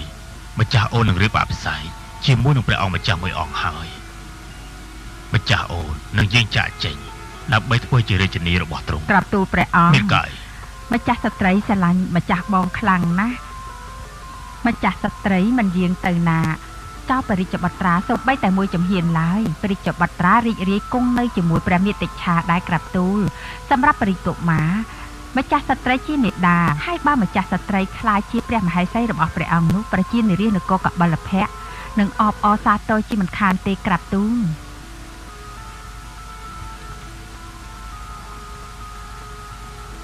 ស្ត្រី នៅនគរកបិលភ័ស្ត្រឬស្វាមីដោយខ្លួនឯងដោយមិនបានឲ្យអ្នកដតីសម្រេចដោយវាសនានាងទេម្ចាស់ស្ត្រីយាងមកដល់ផ្លូវប្រសពនៃជីវិតហើយខ្ញុំម្ចាស់សូមឲ្យម្ចាស់ស្ត្រីមេត្តាសន្តោសដល់ព្រះរាជបុត្រាផងទៅទូលប្រាប់ខ្ញុំម្ចាស់មកតើម្ចាស់ស្ត្រីប្រាថ្នាអ្វីហើយម្ចាស់ស្ត្រីសម្រេចបតីបែបណាទូលប្រាប់ខ្ញុំម្ចាស់ភ្លាមមកខ្ញុំម្ចាស់ចង់ដឹងណាស់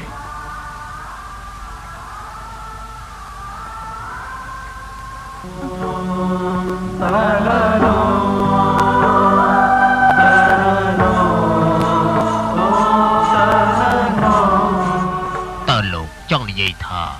ព្រះបិតារបស់ព្រះរាជិនីនោះមានបន្ទូលអញ្ចឹងតើមែនដែរទេពិតមែនហើយមហាមន្ត្រីបើអញ្ចឹងយើងគិតយ៉ាងម៉េចទៅនគររបស់យើងជានគរប្រជាធិបតេយ្យដែលដឹកនាំដោយព្រះរាជារបស់យើងផ្ទាល់តែនគររបស់យើងជានគរប្រជាធិបតេយ្យតាមបែបរាជវង្សបន្តទៀតទៅលុះត្រាតែមានព្រះរាជិនីទើបសុវត្ថិភាពនឹងថិតថេរនយោបាយតែដល់ពេលនេះគ្មានទៀតទេឥឡូវនេះគ្មានសល់អ្វីដែលគួរឲ្យចាប់អារម្មណ៍ទៀតឡើយហើយរាជាធិបតេយ្យត្រកូលប្រហែលជាត្រូវផ្ដួលរំលំហើយដើម្បីចាប់ផ្ដើមការដឹកនាំបែបប្រជាធិបតេយ្យវិញបើគ្មានព្រះរាជិនីទេហើយក៏គ្មានប្រជាធិបតេយ្យសម្រាប់ដឹកនាំប្រទេសជាតិដែរនេះជាគំនិតឆ្កួតលីលាហើយវាធ្វើយើងគ្មានសល់អ្វីលោកនិយាយត្រូវហើយក៏អញ្ចឹងយើងត្រូវចាត់ការយ៉ាងម៉េចទៅដើម្បីធ្វើឲ្យសមស្របយើងគួរធ្វើយ៉ាងម៉េចទៅចន្ទ្រីលេខាអ្នកណាឲ្យចូលក្នុងបន្ទប់របស់ខ្ញុំមានការអីទៅខ្ញុំសូមនិយាយជាមួយលោកតែ2នាក់ប៉ុណ្ណោះអូបានតើ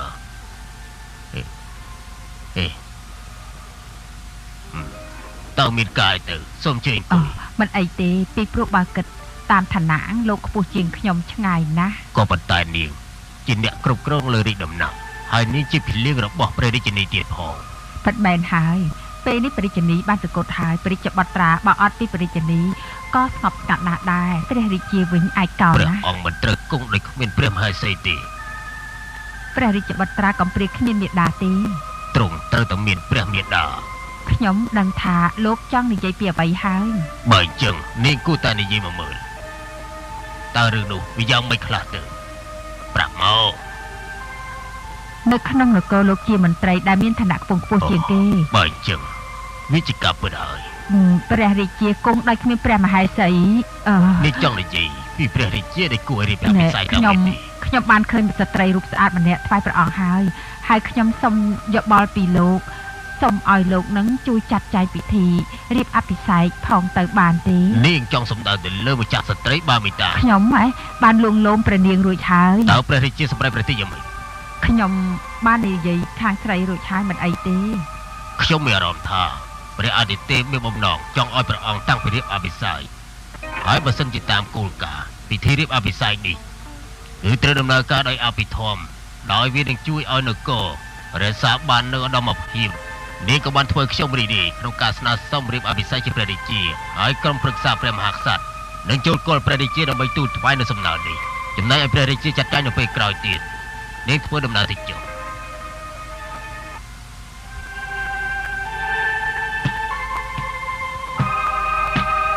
សូមក្រាបថ្វាយបង្គំព្រះអង្គ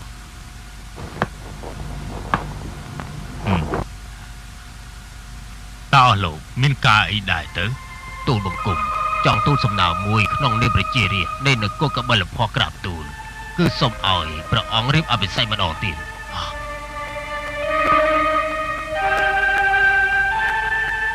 អភិសេកក្រាបទូលព្រះអង្គត្រូវតែរៀបអភិសេកព្រោះថាព្រះរាជបុត្រមិនអាចគ្មានព្រះមេដាបានទេព្រះអង្គត្រូវតែមានព្រះមហេសីហើយនគរនេះមិនអាចគ្មានព្រះរាជិនីបានទេហើយម្យ៉ាងទៀតនគរជិតខាងក៏មិនហ៊ានបៀតបៀនដែរដូច្នេះហើយដើម្បីស្ថិរភាពនគរព្រះអង្គត្រូវតែរៀបអភិសេកម្ដងទៀតទូលបង្គំបានជ្រើសរើសនារីម្នាក់រួចទៅហើយអញ្ចឹងលោកបានសម្រេចហើយព្រះអង្គត្រូវតែយល់ព្រមក្រាបទូលមិនចាំបាច់ពន្យាពេលវេឆ្កាយទេទូលព្រះអង្គតាមត្រង់ភ្លាមទៅយើងបានជ្រើសរើសមហេសីនោះគឺបាមីតារួចទៅហើយទូលព្រះអង្គត្រង់តែម្ដងទៅកុំឲ្យខាតពេលយូរស្រេចទៅលើពួកអស់លោកទៅចុះ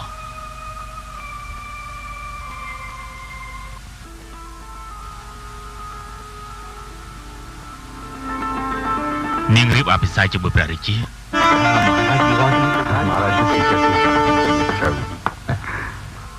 តែម្ចាស់ស្ត្រីជ្រាបដែរទេថាក្រុមប្រឹក្សារដ្ឋាភិបាលបានលើកសំណើថ្វាយដល់ព្រះកូនណា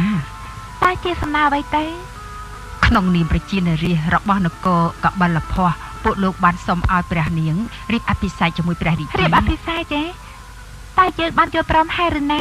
ពួកគាត់បានបញ្ជូនខ្ញុំម្ចាស់ឲ្យមកទូលថ្វាយព្រះនាងអំពីរឿងនេះពួកខ្ញុំម្ចាស់ជីភីលៀងស្នើសុំឲ្យព្រះនាងរៀបអភិសេកទៅយើងអរគុណហើយចំពោះការខិតខំរបស់នាងម្ចាស់ស្ត្រីយល់ព្រមធ្វើជាព្រះរាជិនីទៅព្រះមេ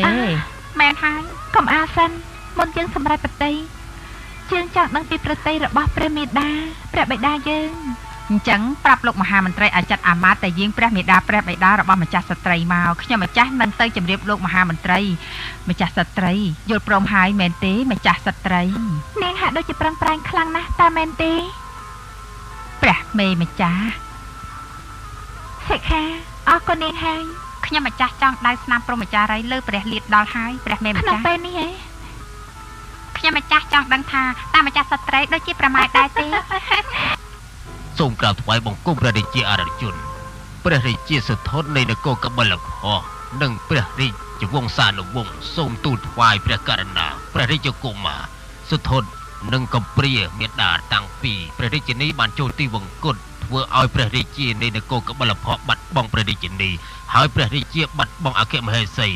ដូច្នេះព្រះរាជបុត្រីទី2របស់ព្រះអង្គបាមីតាគឺជាកុលស្ត្រីដែលស័ក្តិសម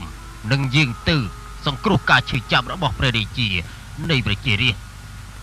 មិនក៏ទៅជីងចឹងទៅវិញតើព្រះអង្គបានលើពីអនុញ្ញាតទេហើយពិតមែនហើយបើតាមយើងដឹងគឺជាការសម្រេចចិត្តជាឯកច្ឆន្ទដើម្បីដណ្ដឹងម្ចាស់ស្ត្រីថ្វាយព្រះរាជាដោយមានការយល់ព្រមពីម្ចាស់ស្ត្រីបាមីតាផងដែរដែលធ្វើឲ្យភាពខ្លោចផ្សានេះរសាត់ឆ្ងាយពីនគរនិងពីព្រះរាជវាំងហើយតើមានអ្វីដែលរីករាយជាងការដែលព្រះរាជកុមារសទ្ធុតរីករាយនឹងទទួលការថ្នាក់ថ្នមពីព្រះមាតុច្ឆាហើយយើងសង្ឃឹមថាព្រះអង្គនឹងយល់ព្រមនៅចំពោះសំណុំពរនេះជាក់ជាមិនខានឡើយហើយពិធីរៀបអភិសេកនេះនឹងប្រារព្ធនៅយប់ថ្ងៃទី7កើតវេលាម៉ោង 8:15 នាទីហើយវត្តមានរបស់ព្រះអង្គនឹងក្លាយទៅជាប្រសិទ្ធិដល់គូស្វាមីភរិយាជាក់ជាមិនខានឡើយលិខិតនេះបានបោះត្រាដោយលោកមហាមន្ត្រីនៃនគរកបិលភ័ស្ត្រនេះជារាជសារមួយដែលបញ្ជាក់មកផ្ញើមកដល់ពួកយើងហើយណ៎ខ្ញុំម្ចាស់មិនយល់ថាពួកគេចង់និយាយពីអ្វីនោះទេព្រះអង្គពួកមន្ត្រីបានសម្រេចចិត្តថានឹងរៀបអភិសេកបុត្រីទី2ជាមួយនឹងបុត្រសេនសារបស់យើងនៅពេលនេះហេតុអីបានជាបុត្រីព្រមរៀបអភិសេកជាមួយនឹងបរោះពោះម៉ាយមើលទៅបុត្រីប្រហែលជាមានការយល់ព្រមហើយណាប៉ុន្តែបុត្រីនៅក្មេងណាស់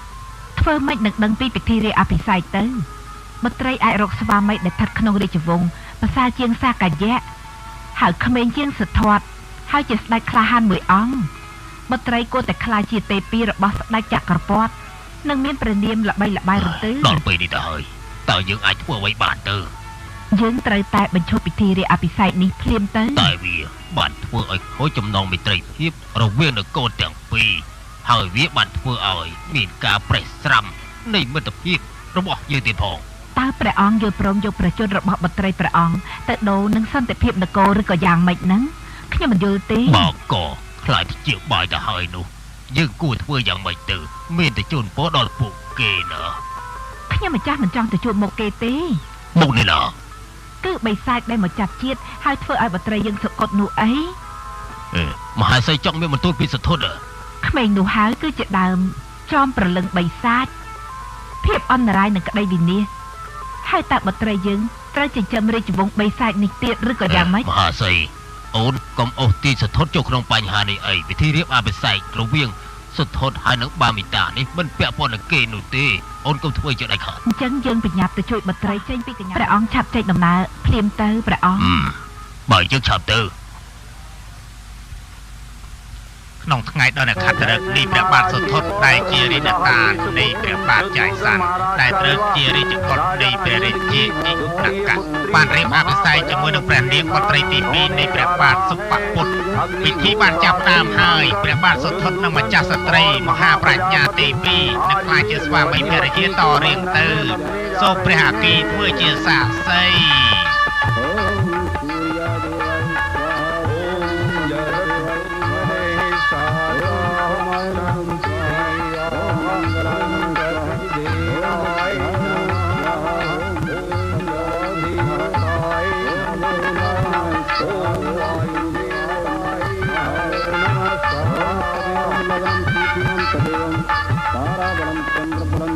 ឥឡូវដល់ពេលបដូរកំណត់ផ្កាហើយពីលៀងនាំរាជបុត្រចេញទៅ ओम ब्रह्मा मुरारे श्वेतांतकारे भानुषि भूमि सुतो बुद्धश्च गोष्ठ शुक्रो शनि राहु केतु सर्वग्रह शांति करा भवन्तु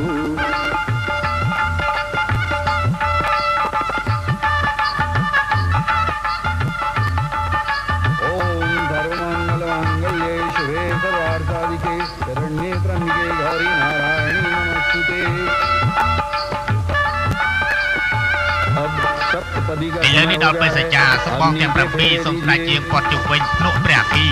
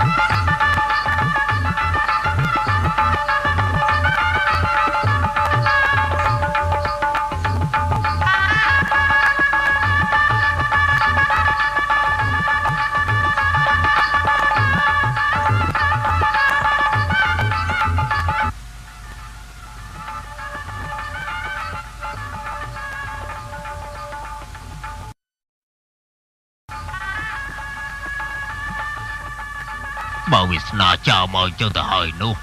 ព្រះមហេសីគួរតែសម្របសម្រួលទៅណាតែក្មេងនោះហើយស្នាមរបួសក្នុងបេះដូងនៅតែរស់រវើកនៅពេលដែលខ្ញុំម្ចាស់គិតដល់បត្រីហើយវាក៏ជាអ្នកធ្វើឲ្យបត្រីយើងសគត់ដែរក្នុងថ្ងៃអ្នកខត្តរិទ្ធបែបនេះមិនគុំហើយសីមានព្រះបន្ទូលចឹងទៅវិញ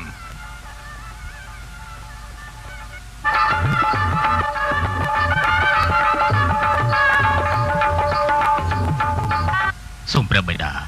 ប្រទានពរដល់បុត្រផងសូមឲ្យបុត្រទាំងពីររស់នៅសុខដុមរមនាព្រះមេដាសូមប្រទានពរដល់បុត្រទាំងពីរព្រមទាំងបុត្រសទ្ធត្ថដែលនៅក្នុងដៃខ្ញុំម្ចាស់នេះផងឲ្យគេមានអាយុយឺនយូរបុត្រីមេដាសូមឲ្យបុត្រទាំងពីររួមរស់ដែលសុខដុមរមនានិងមានសុភមង្គលមេដាយល់ព្រមឲ្យបុត្រីដែលអភិសេកក៏ព្រោះតែព្រះបិតាដែរព្រះមេដាក៏បន្តបុត្រីអីប្រទានពរដល់បុត្រីភ្លាមមកលោកមហាមន្ត្រីគណៈថ្លៃពិសេសលោកមហាមន្ត្រីចូលលោកទៅអញ្ជើញប្រជារាស្ត្រឲ្យមកចូលរួមក្នុងពិធីសិរីមង្គលនេះផងចុះទទួលព្រះរាជបញ្ជាព្រះរាជបុត្រាព្រះរាជបុត្រាគួរឲ្យស្រឡាញ់ខ្លាំងណាស់ព្រះមេ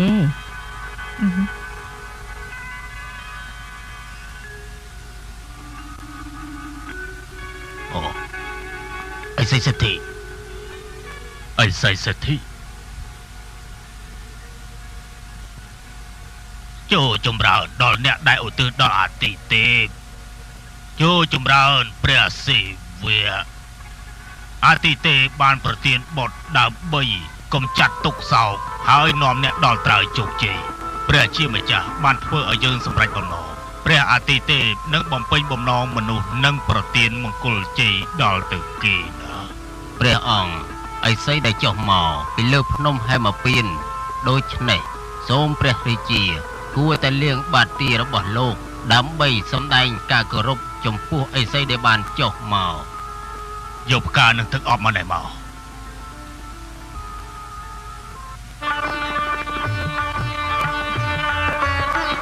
សូមថ្វាយបង្គំឥសី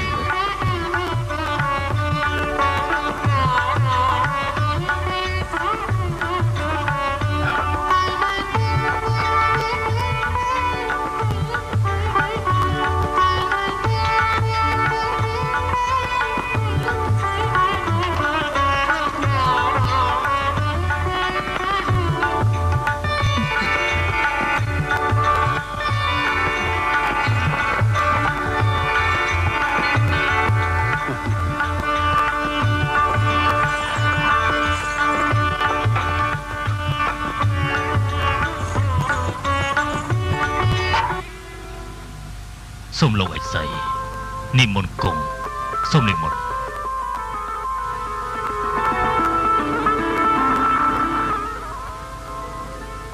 នេះជាក្មួយប្រុសអាត្មាឈ្មោះនិរតនពួកយើងមកទីនេះដើម្បីសម្ដែងការគោរពចំពោះព្រះរាជកុមារគោរពចំពោះព្រះរាជកុមារត្រូវហើយព្រោះព្រះអង្គជាអាទិទេពហើយពេលអាត្មាឆ្លងកាត់ឋានសួគ៌អាត្មាបានលើអាទិទេពមានបន្ទូលថាមានអវតារបានចុះស្យុតមកចាប់ជាតិក្នុងរាជវង្សសត្វចក្រហើយព្រះអង្គនឹងសង្គ្រោះមនុស្សលោកយើងនេះដោយលឺដូច្នេះហើយទើបបានជាអាត្មាមកកាន់ទីនេះដូច្នេះនោះនេះគឺជាលំនៅនៃកុមារទេព្រះអង្គតើអាត្មាអាចមើលព្រះអង្គបានទេសូមព្រះអង្គអនុញ្ញាតហោះចុះក្រាបទូលលោកមហាសីសូមនិមន្តចុះហើយលោកនឹងរីករាយប្រទានពរដល់រាជបុត្រព្រះអង្គច្បាស់ជាសពព្រះតីចំពោះពរជាជាមិនខាននេះជាផលនៃអកុសលកម្មក្នុងជាតិនេះចំពោះព្រះអង្គនិងព្រះរាជបុត្រកណាសូមអរគុណចំពោះចិត្តសប្បុរសធម៌របស់លោកមហាឥសីហើយមហេសីទៅបីរាជបុត្រមកដើម្បីឲ្យលោកឥសីមើល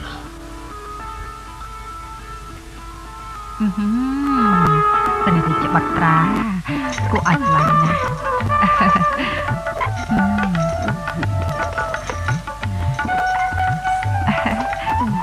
ព្រះរាជបុត្រាព្រះមេតិឆាមកហើយ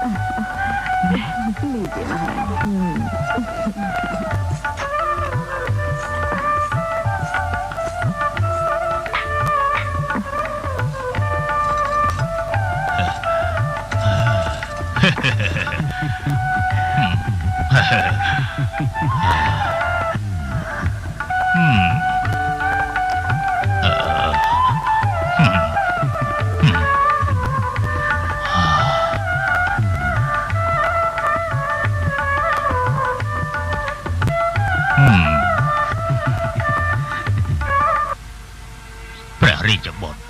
គឺជាក្របពេជ្រមួយដ៏កម្រហើយគ្មានអ្នកណាដូចព្រះអង្គបានឡើយទូលបង្គំជឿជាក់ថាព្រះអង្គមិនចោទចែងនរណាម្នាក់ឡើយទូលបង្គំសុខចិត្តដេកក្បាលជាជាងឃើញព្រះអង្គចោះញោមគេលោកឥសីតើលោកកំពុងតែនិយាយពីស្អីនោះគ្រាន់តែឃើញភ្លាម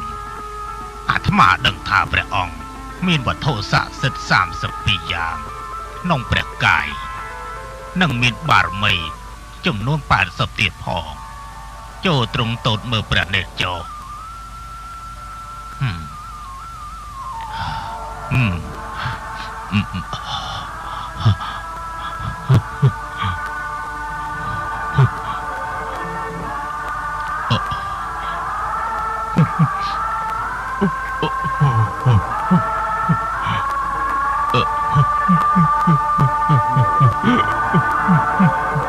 បានអីបាត់ជាលោកឥសីសម្រាប់ទឹកលេខបែបនេះយើងយំក៏ព្រោះតែកង្វល់របស់យើងហើយរាជបុត្រនឹងធ្លាក់ក្នុងអន្ទាក់នៃចក្រវាល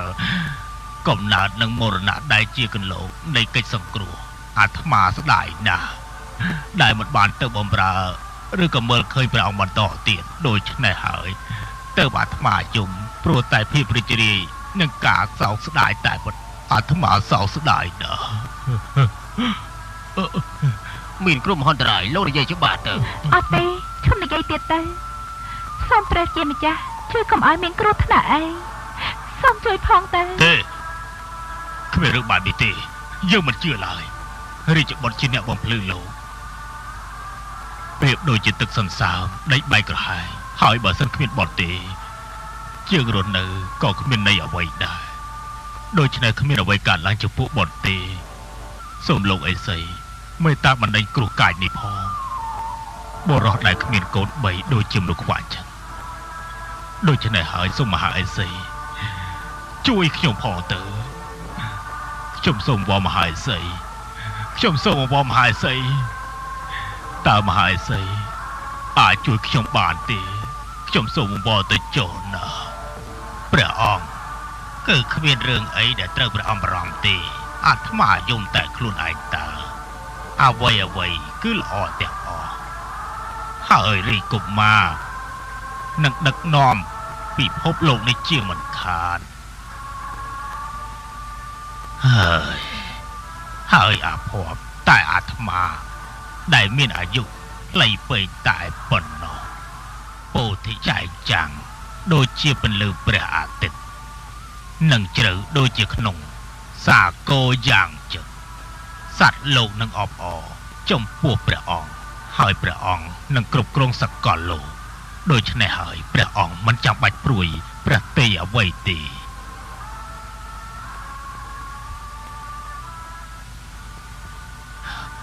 មហាឥសី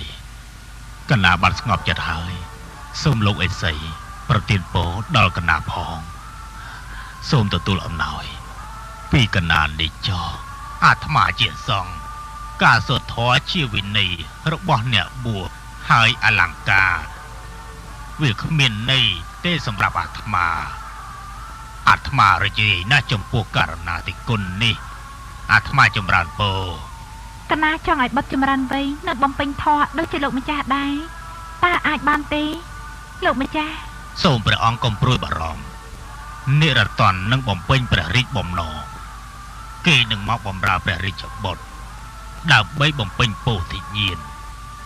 ហើយគេនឹងជួយដល់សាវករបស់ព្រះរាជកុមាររាប់លានអ្នកថែមទៀតផងអាត្មាចម្រើនពរ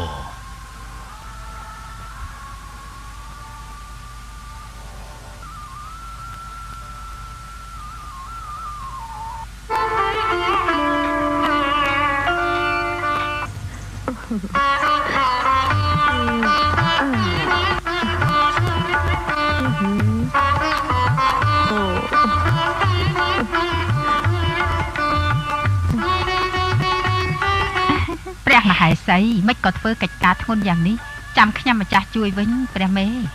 បើស្រឡាញ់កុំខ្លាចនឿយហត់អីសោះតែម្ចាស់សត្រីជារាជនីមិនត្រូវគុសម្លៀកបំពាក់ទេទុកឲ្យខ្ញុំម្ចាស់ធ្វើវិញទៅរាជនីក៏ជាស្រីដែរហើយស្ត្រីត្រូវតែបំពេញភារកិច្ចជាមេដាឥឡូវនេះឆាប់ទៅឲ្យធូបយកមកឲ្យខ្ញុំឥឡូវនេះមកព្រះមេម្ចាស់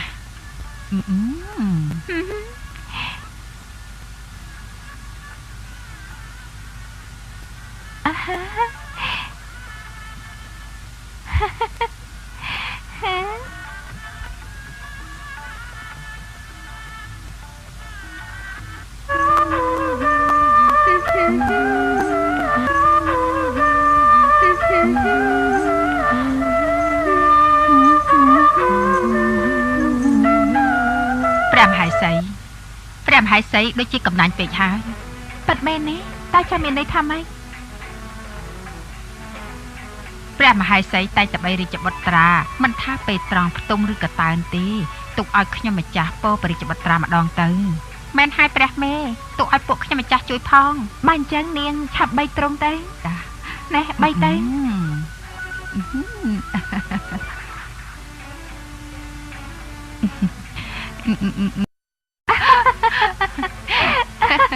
អូយ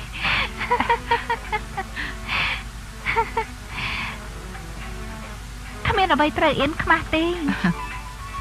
ពាក្យចាស់ពោលថាគ្មានអ្វីសំណាងជាងត្រូវក្មេងនោមដាក់នោះទេ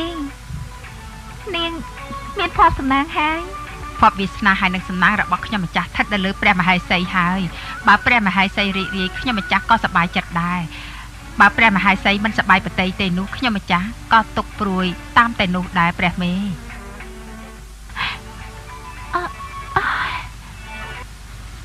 ព្រះរាជនីមានរឿងអីនឹងព្រះមហេសីព្រះមហេសីព្រះរាជនីមានរឿងអីនឹងក្រាបទៅគ្រាន់តែវិលមកបន្តិចប៉ុណ្ណោះព្រះមហេសីសោយប្រកាយពេកហើយព្រះមហេសីប្រកាតាមរាជបែបទេមែនហើយអ្នកស្ងៀមហើយមិនត្រូវឲ្យអ្នកណាដឹងឡើយយើងពិតជាមិនអីទេមកឲ្យព្រះរាជបុត្រមកយើងមក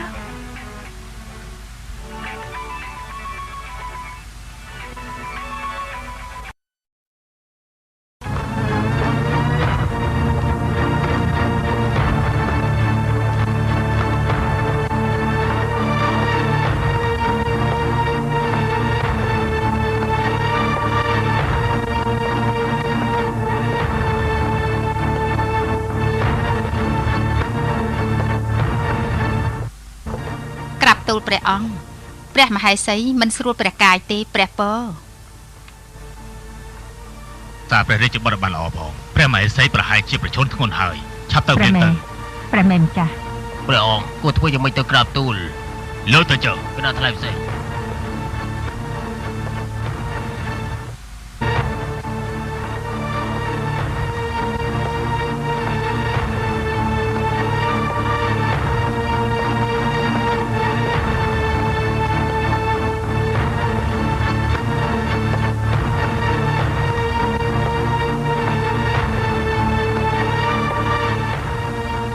ទុំទៀតទៅមិនចាំបាច់តើទេម្ចាស់អូនតើចាំមិនទៅហើយខ្ញុំម្ចាស់មិនអីទេក្រាបទូលប៉ាត់មែនណាទូលប្រាប់យើងមកតើមានអ្វីកើតឡើងតែខ្ញុំម្ចាស់ទូលថាម៉េចបើខ្ញុំម្ចាស់មិនកើតអីផងលើថាមហេសីមិនស្រួលព្រះកាយតើម្ចាស់អូនប្រឈួនណាខ្ញុំម្ចាស់មិនដឹងទេគឺជាវិបត្តិផ្លូវចិត្តពេលដែលមហេសីបាត់បង់រូបបងភ្លាមហើយការចូលទីបង្គន់របស់មេយាធ្វើឲ្យយើងមានការខ្លោចផ្សាខ្លាំងណាស់តែពេលដែលមហេសីព្រមរៀបអភិសេកជាមួយនឹងយើងបានធ្វើឲ្យបេះដូងរបស់យើងរីកស្គុះស្គាយហើយបើសិនជាមហេសីមានរឿងអីនោះយើងច្បាស់ជាខ្សែប្រជជនជាមិនខានដូច្នេះមហេសីប្រាប់យើងមកតើមានរឿងអ្វីកើតឡើងទៅមិនបានជាមហេសីសាយទៅវិញ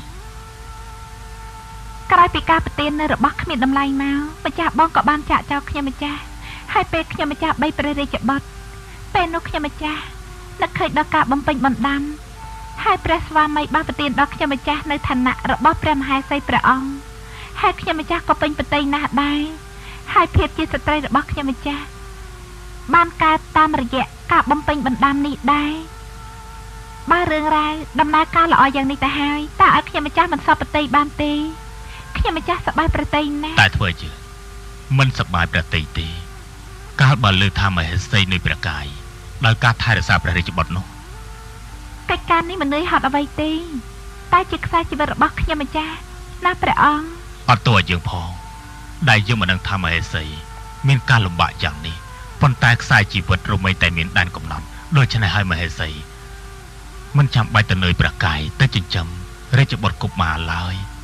ព្រះមហេសីដឹងទេអាពាធរបស់មហេសីគឺធ្វើឲ្យយើងតក់ស្លុតជាងអ្នកណាទាំងអស់គឺយើងមានអារម្មណ៍តក់ស្លុតខ្លាំងណាស់បើសិនជារាជកុមារជាដួងព្រះនេមហេសីដូច្នេះមហេសីក៏ជាដួងព្រលឹងរបស់យើងដែរព្រះអង្គមហេសី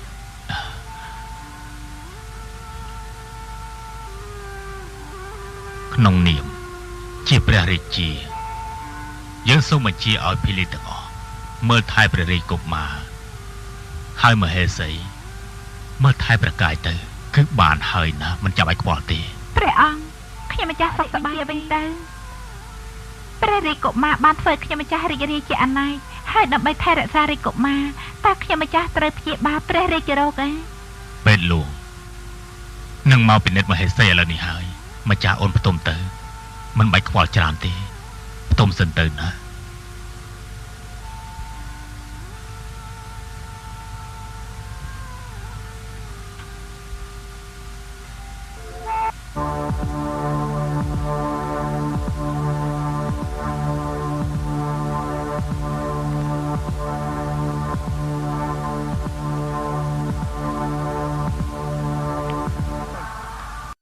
ក្រាបថ្វាយបង្គំព្រះអង្គជំរាបសួរព្រះមហេសីមានរោគស្អីដែរទៅសូមលោកពិនិត្យមើលព្រះរាជនីទៅមើលកណ្ដាលថ្លៃវិសេស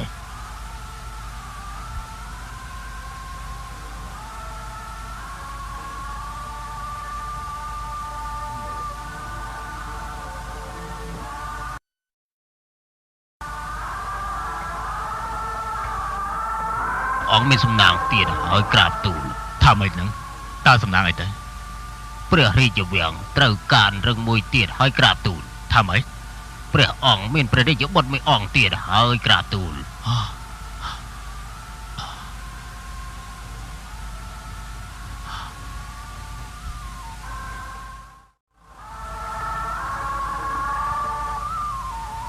ពេលលួង អរគុណលោកហើយសូមលោកទទួលយកខ្សែកនេះចុះសូមលោកទទួលយកទៅនេះជាការដឹងគុណរបស់ខ្ញុំសូមអរប្រគុណក្រាបទូលសូមព្រះអង្គកុំព្រួយប្រតិអីត្រូវឲ្យឱសថនេះឲ្យទៅព្រះមហេសីសោយឲ្យបានទៀងទាត់ហើយទូបង្គំនឹងមកពិនិត្យជារៀងរាល់2ថ្ងៃម្ដងក្រាបទូលសូមថ្វាយបង្គំលាអរគុណហើយ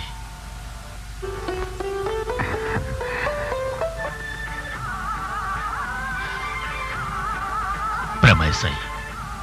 តាមម្ចាស់អូនដឹងទេអូនបានប្រទានអំណោយដល់អស្ចារ្យមួយដល់បងទៀតហើយតែយើងធ្វើមិននឹងដាច់ប្រតិពេលម្ចាស់អូនបានទៅព្រះស្វាមីឲ្យបុត្រខ្ញុំម្ចាស់មកខ្ញុំម្ចាស់វិញមកហេតុអីទៅព្រោះខ្ញុំម្ចាស់ចង់ឲ្យបុត្រខ្ញុំម្ចាស់ល្អដូចជាសទ្ធតអញ្ចឹង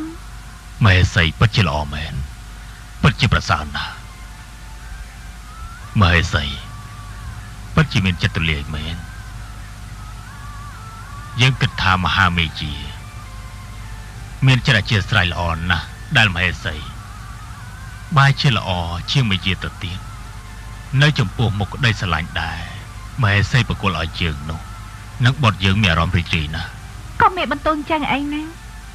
នេះមកពីខ្ញុំម្ចាស់ស្មាត់ប្រតិទេរវាងយើងគឺមានតែភក្តីភាពចំពោះព្រះអង្គតែប៉ុណ្ណោះ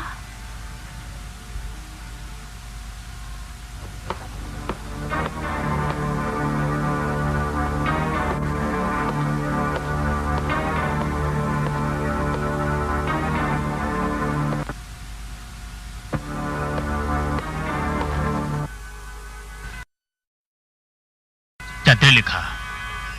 ព្រះបើព្រះអង្គមានដំណឹងអីដែរទេនៅទេក្រាបទូលគ្រូពេទ្យទៅតែពិនិត្យឲ្យឱសថថ្មីថ្វាយព្រះរាជនីទេព្រះអង្គយើងបារម្ភណាស់យើងចាំនៅទីនេះចុះបើមានដំណឹងឆាប់ទូលយើងភ្លាមណាក្រាបទូលព្រះអង្គសូមព្រះអង្គកុំព្រួយប្រតិអីព្រះជាម្ចាស់ពិតជាជួយមិនខាននោះទេក្រាបទូលព្រះរាជនីប្រកាសជាបានសុខសារហូត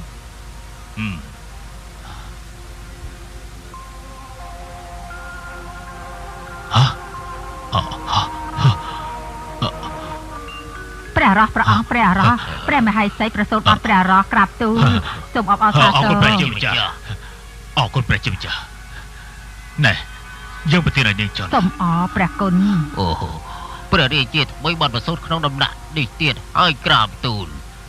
យើងគួរតែផ្សព្វផ្សាយចេញទៅក្រៅទៅក្រាបទូលទៅផ្សព្វផ្សាយទៅផ្ដល់ដំណឹងថាត្រូវរៀបចំពិធីបុណ្យក្នុងពេលនេះហើយត្រូវចែកអំណោយដល់ប្រជារាស្ត្រដើម្បីឲ្យពួកគេអាចប្រារព្ធពិធីបុណ្យនេះបានណាដូច្នេះពួកឯងទាំងអស់គ្នាឆាប់ទៅផ្ដល់ដំណឹងភ្លាមទៅដើម្បីឲ្យគេបានដឹងទទួលព្រះរាជបញ្ជា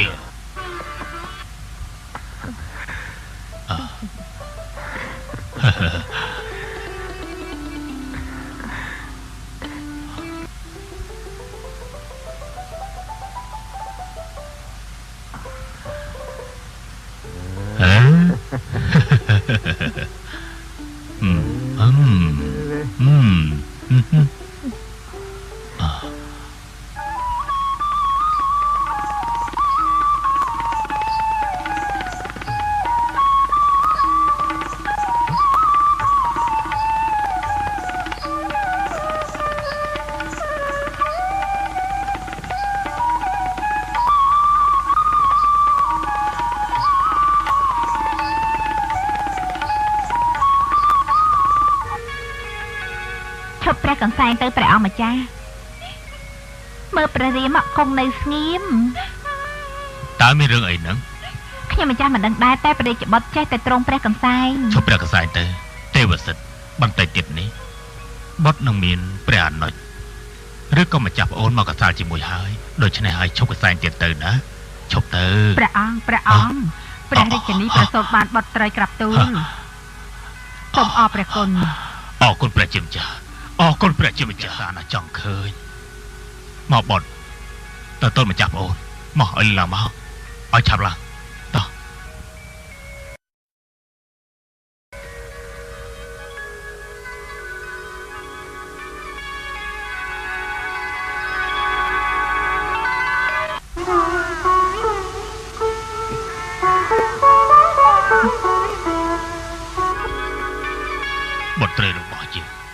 គឺស្រស់ស្អាតណាស់នាងស្អាតដូចជាម្ចាស់អូនចឹងប៉ិតមែនណាបុត្រីដែលដូចបៃតាងគឺមានសំណាងណាស់ចុះម្ចាស់អូនវិញខ្ញុំម្ចាំងពិតជាមានភ័ព្វសំណាងមែន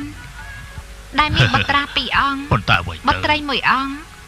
និងស្វាមី1អង្គដូចជាព្រះអង្គខ្ញុំម្ចាស់រំភើបក្នុងចិត្តខ្លាំងណាស់ប៉ុន្តែហេតុអីខ្ញុំម្ចាស់ខ្វល់ខ្វាយចំពោះទេវសិទ្ធណាស់សូម្បីសទ្ធិស្រឡាញ់គេយ៉ាងខ្លាំងអនុភាពរបស់សទ្ធិនឹងធ្វើចិត្តរបស់គេខ្លាចជាមនុស្សល្អរឿងនោះអាចទៅរួចហើយនឹងតើយើងគួរដាក់ព្រះនាមអ្វីឲ្យគាត់របស់យើងតែព្រះនាមនេះស័ក្តិសមនឹងបុត្រីយើងទេព្រះអង្គណាន់ដាព្រះនាមនេះពិរោះណាស់បាទព្រះនាមដែលឈ្មោះថាណាន់ដាបុត្រីសម្លាញ់មេដាងបងសម័យឃើញសទ្ធិអង្គុយលើរាជបល្ល័ង្កនៃក្រុងកាពីឡាវ៉ាស្ទូដែលកំពុងតែឈរចិត្តសទ្ធិដោយមានភក្តីភាពដូចជាប្ររត់ហើយពួកគេអាចផ្ដល់សុភមង្គលឲ្យណាន់ដាដែលអធិកអធមនឹងភាពរុងរឿងថ្ងៃណាមួយសូមឲ្យដំប្រទេសស្នេហាពិភពលោករបស់គេអាចដណ្ដើមជាជំនះបានទៅចុះណាបងសង្ឃឹមដូចនេះប៉ិតមែនទេខ្ញុំម្ចាស់ក៏សម័យបែបនេះដែរ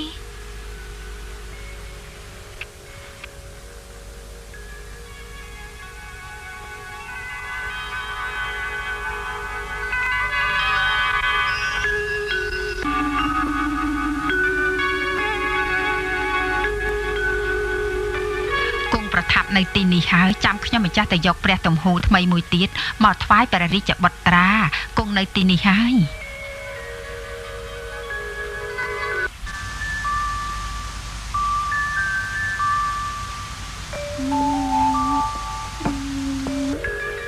មកទេវសិនពួកយើងលេងជាមួយគ្នាទៅបានទេ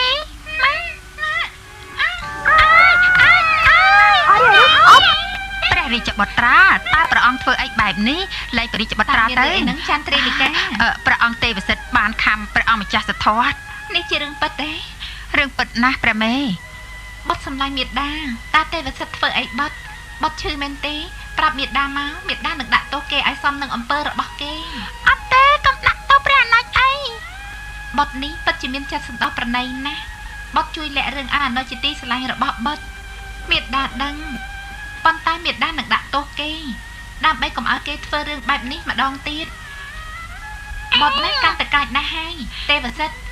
ហេតុអីបានជាបុតខំម្ចាស់បងរបស់បុតអញ្ចឹងក៏មិនបានខំចាក់បងទេ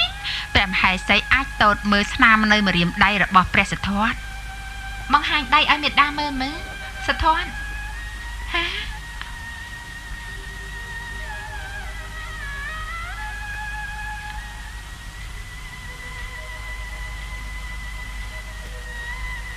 ចន្ទ្រាលិខាព្រះមេម្ចាស់ស្នាមខាងនេះណាទៅប៉ុន្តែមិញនេះព្រះមហេសីគឺតើមកុំអត់ឯងទេព្រះមេតាតើឯណាព្រះទំហូររបស់តើមកុំគឺនេះព្រះបុត្រាយកទៅព្រះបុត្រាអូយយើងរត់តែបារម្ភពីព្រះបុត្រាទេវសិទ្ធកាន់តែខ្លាំងហើយរាជបុត្រមិនមែនអាក្រក់ទេគ្រាន់តែជាក្មេងរពើរពោតប៉ុណ្ណោះគេនឹងយល់នៅពេលដែលគេធំឡើងពិតមែនហើយនៅទីបំផុតរាជបុត្រគឺជាព្រះអង្គនៃសាច់សាលោហិតរាជវង្សគេធំឡើងនឹងមិនមានអ្នកទេ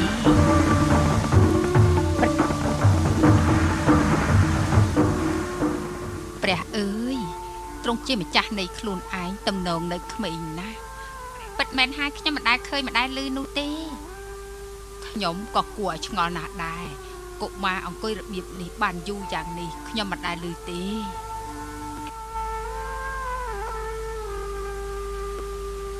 បុត្រាសម្លាញ់មេដា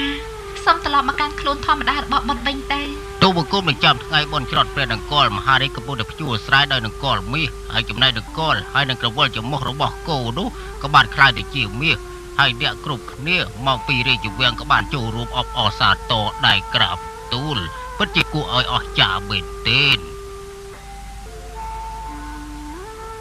ក៏ប៉ុន្តែទូបង្គំបានឃើញអភូតហេតុនោះផ្ទាល់នឹងភ្នែកស្ត្រីសៅកែនោះក៏បានទៅបីត្រកងចេញពីក្រោមដើមឈើមកក្រាបទូលចាត់ ទូបង្គំទូលដល់ព្រះអង្គនៅអ្វីដែលទូបង្គំបានឃើញគណៈពេលនោះដែលត្រឡប់មកពីកន្លែងនោះវិញទូបង្គំក៏បានឃើញព្រះអង្គម្ចាស់កំពុងតែអង្គុយសមាធិដូចជាពេលនេះយ៉ាងចឹងការភ្ញាក់ផ្អើលជាងនេះទៅទៀតនោះគឺមេឈើបានកម្រើកមកបាំងពន្លឺព្រះអាទិត្យប៉ុន្តែមេឈើនៅខាងក្រោមដែលព្រះអង្គគង់ប្រថាប់នោះគឺមិនបានបដូរកន្លែងទេវាគឺជាអភូតហេតុដ៏អស្ចារ្យមួយជាព្រះជាម្ចាស់ស្ថិតនៅក្នុងទម្រង់កុមារម្នាក់ទូបង្គំត្រូវតែសំពះគោរពបូជាចំពោះព្រះកុមារ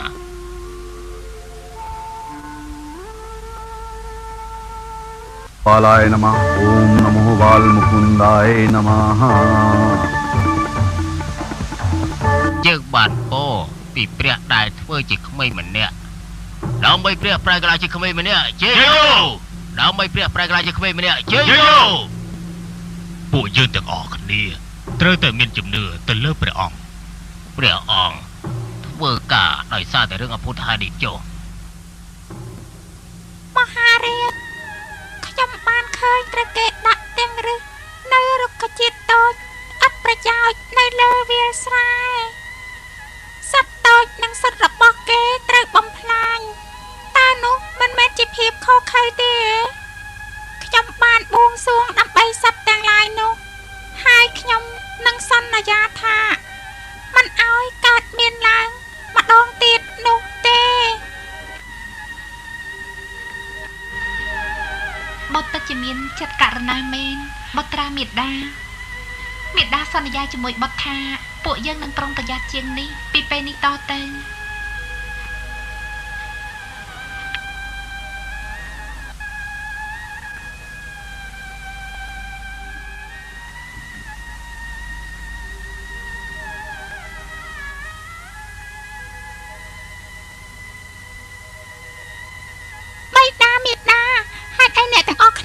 បែបនេះមានរឿងអ្វីទៅគ្មានអ្វីទេព្រះរាជបុត្រទូលក៏ប៉ុន្តែសញ្ញាពេលវេលាបានមកដល់ហើយក្រាបទូលខ្ញុំម្ចាស់មិនចង់ឲ្យបុត្រារបស់ខ្ញុំម្ចាស់ខ្លាចជាព្រះអ្វីទេខ្ញុំម្ចាស់ចង់ឲ្យបុត្រារបស់ខ្ញុំម្ចាស់មានសាច់មានឆ្អឹងជាមនុស្សធ្វើអ្វីម្យ៉ាងទៅមហារាជខ្ញុំម្ចាស់ចង់ធ្វើជាម្ដាយគេកុំរំឲ្យក្រាបទូលដូចជាអភូតហេតុដែលបានកើតឡើងកម្រនេះនៅក្នុងធម្មជាតិរាល់ពេលដែលបជារបស់ធម្មជាតិទ្រង់បានប្រព្រឹត្តដូចជាក្មេងម្នាក់នេះយ៉ាងចឹងក្រាបទូល ប៉ុន្តែមិនត្រូវឲ្យគេរំលឹកពីការកាត់ឡើងនេះទេនិយាយត្រឹមត្រូវណាស់ហើយពេលនេះរឿងទាំងអស់នេះគឺស្ថិតនៅលើអូនហើយគេគ្រប់គ្នាអាចធ្វើបានម្ចាស់ស្ត្រីក៏អាចធ្វើបានដែរម្ចាស់ស្ត្រីតែម្នាក់ក៏អាចការពារព្រះអង្គនិងអាណាចក្ររបស់ព្រះអង្គ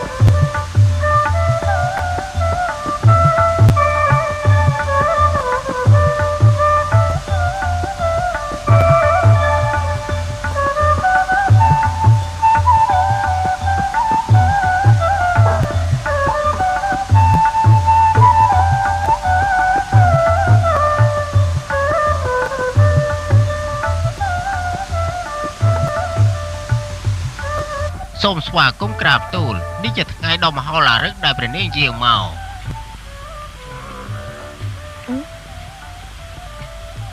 ហេតុអីព្រះមេដានាំបុត្រចូលមកដើម្បីបួងសួងហេតុអីទៅដោយក្មេងប្រុសដតីទៀតបុត្រក៏ត្រូវស្វែងរកការប្រទានពរពីព្រះដែរបុត្រជាព្រះហែងតាព្រះមេដាមិនដឹងទេបុត្រមិនត្រូវនិយាយបែបនេះទេណាបុត្រត្រូវតែបំភ្លេចរឿងនោះដូចជាអ្នកដតីដែរទៅព្រះនឹងការពារបុត្រ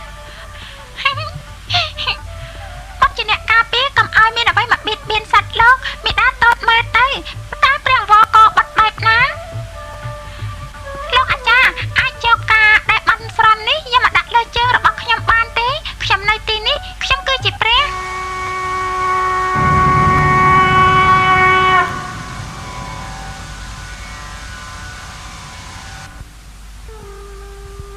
អង្គមកចាប់កំណត់នៅពិភពនេះមកតាន់ពេលវេលា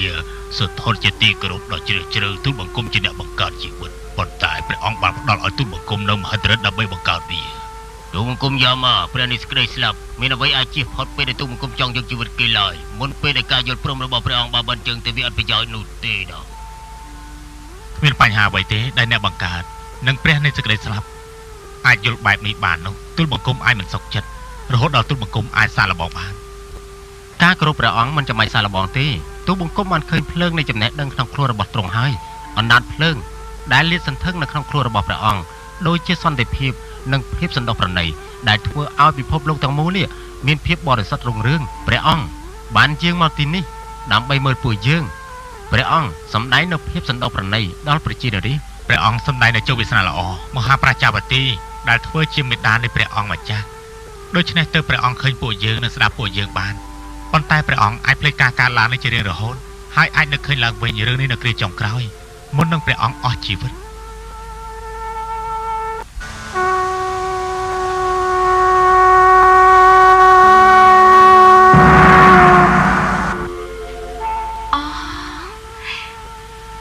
អ្វីដែលមេដាបានឃើញដោយផ្ទាល់ជាការពិតមែនបុត្រគឺជាព្រះយ៉ាងពិតប្រាកដជាច្រើនលើកមកហើយដែលបុត្របានបង្ហាញមេដានៅអភូតហេតុរបស់បុត្រតាមម្ចាស់ស្ត្រីនិយាយជាមួយអ្នកណាក្រាបទូលខ្ញុំនិយាយទៅកាន់ព្រះនៃការបង្កើតជីវិតសេចក្តីស្លាប់ខ្យល់និងភ្លើងហើយនឹងទេវតានៃសេចក្តីស្លាប់តើលោកមិនបានឃើញពួកគេទេម្ចាស់ស្ត្រីព្រះអង្គមកមើលហើយសូម្បីតែខ្ញុំក៏មិនបានឃើញដែរតើផ្កាទាំងនេះមកទីនេះដោយរបៀបណាទៅម្ចាស់ស្ត្រីសូមទទួលដល់ភ័យសាសិទ្ធិទៅគួរឲ្យព្រះរាជបុត្រខ្លាចដែរទេ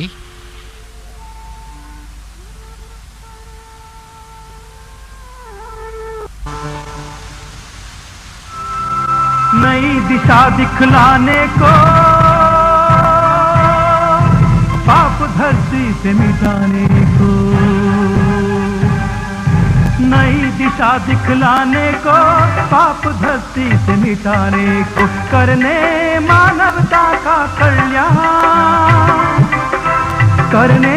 मानवता का कल्याण सब लेता है जन्म बुद्धा जन्म बुद्धा जन्म बुद्धा